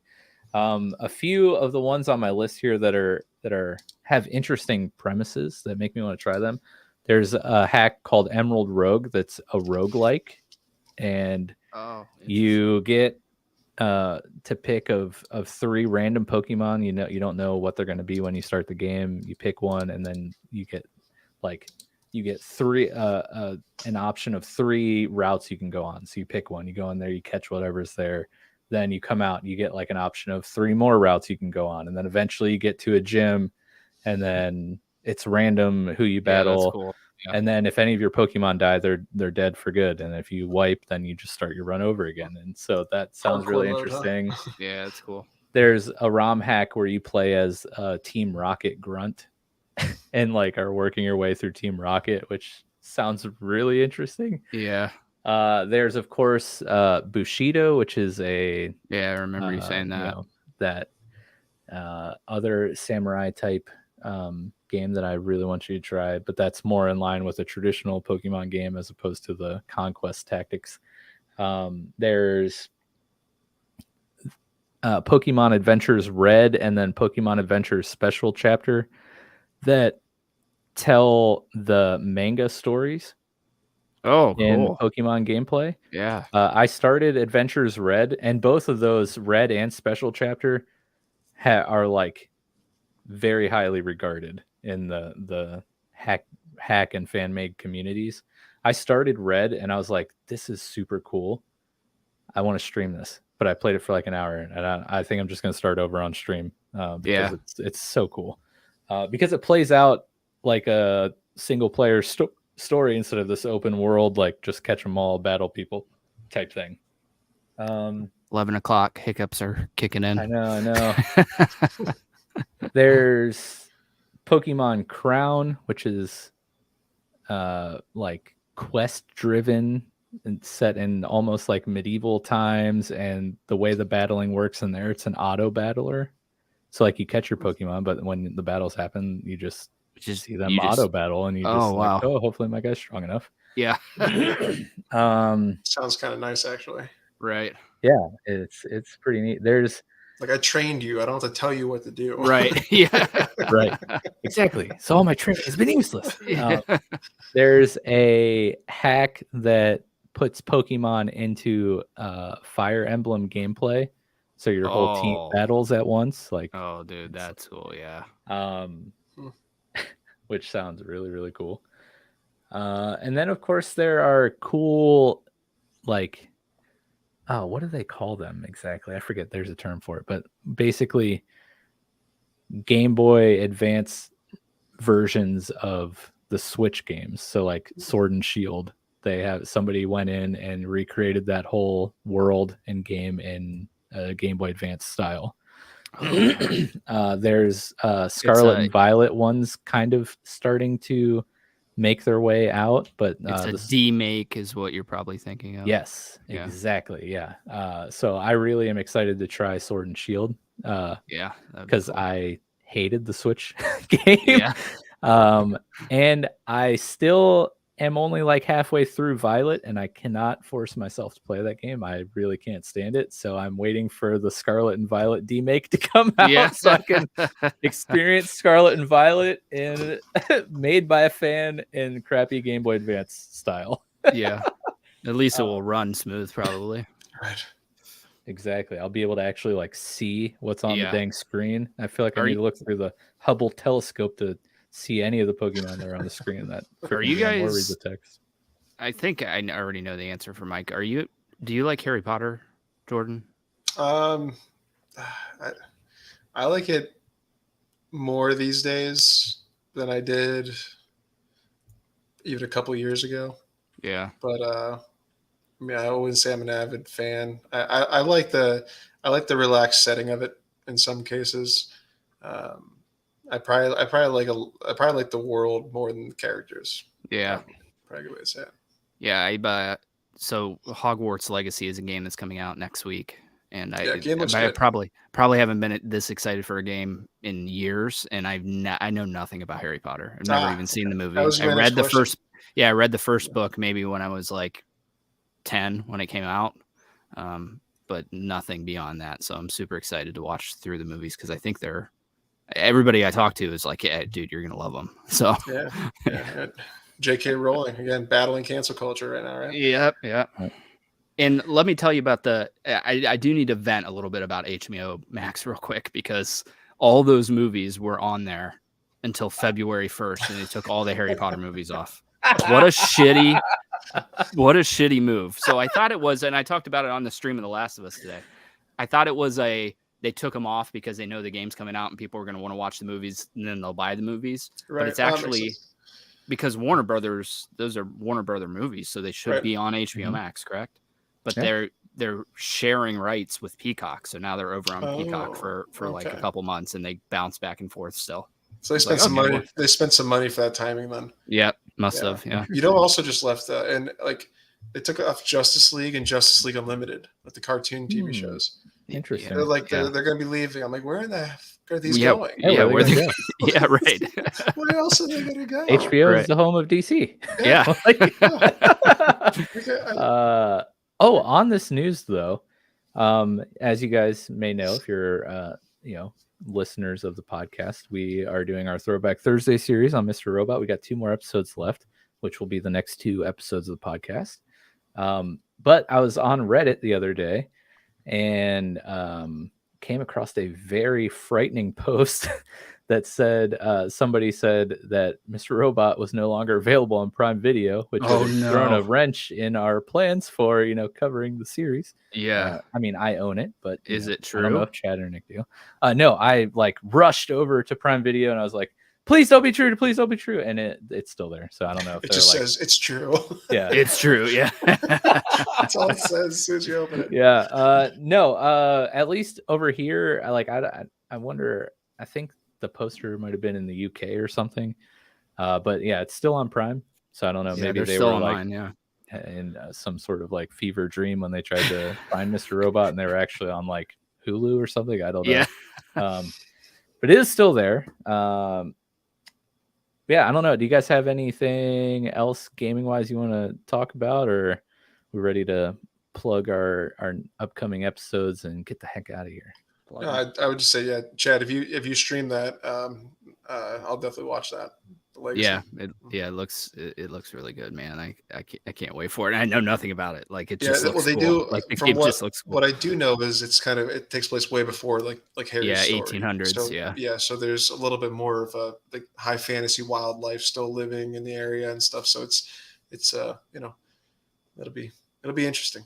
Yeah. It might be a whole reboot, or might be not a reboot, but a launch of like a whole other area to tell stories from. So yeah, I'm pretty convinced that it's going to get absolutely slaughtered in reviews. Yeah. I just know it because if you go watch any of the previews, that's all they talk about is the J.K. Rowling stuff, and that nothing drives me more crazy than when I go somewhere to learn about a video game and I'm getting like politics. Like I don't give a shit about. I want to hear about the game. I don't care about your personal views on whatever the hell happened. I don't even know what happened. Unfortunately, it plays into both the good reviews and the bad reviews. Yeah, right.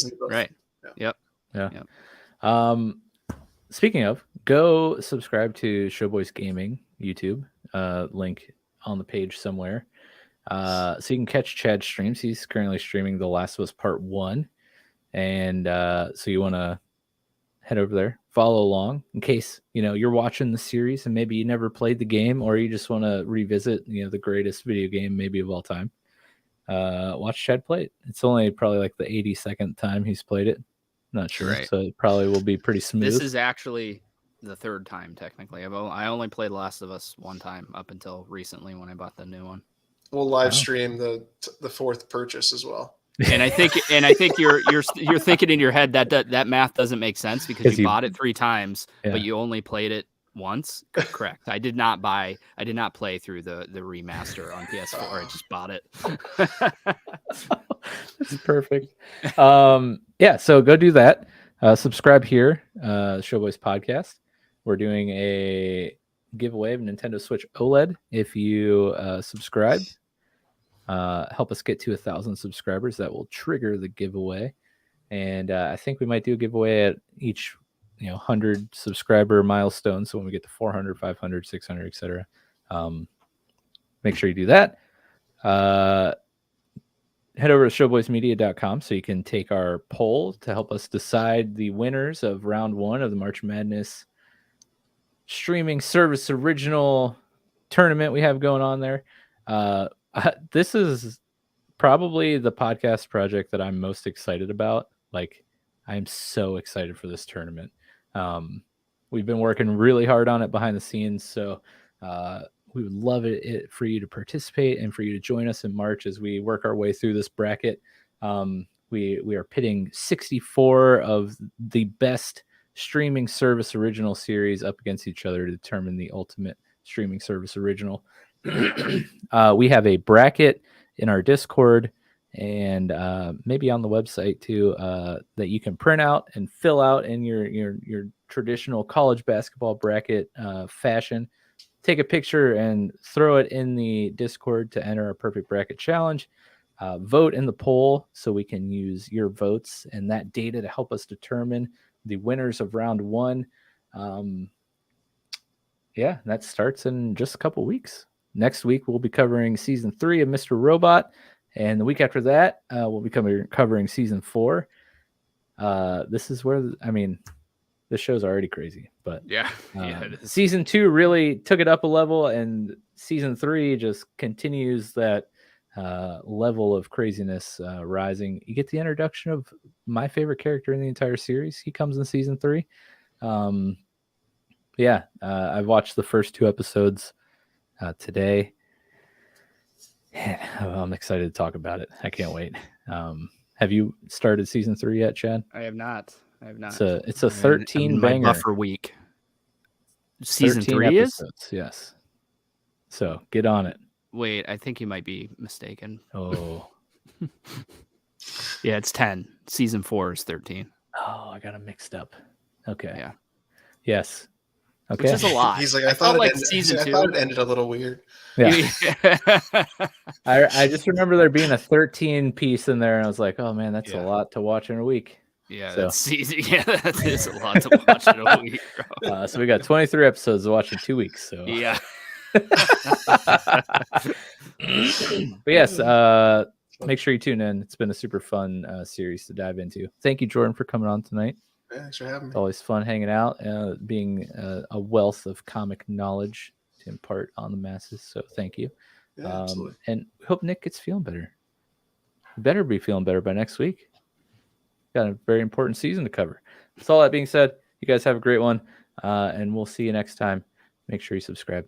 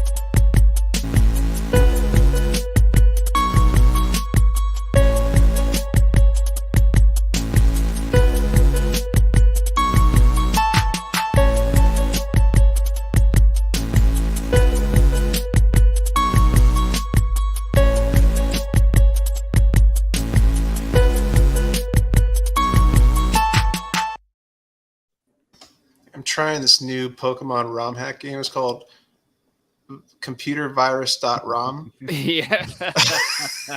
That's a great one, dude. Yeah. That one's like at the top of the list. Yeah.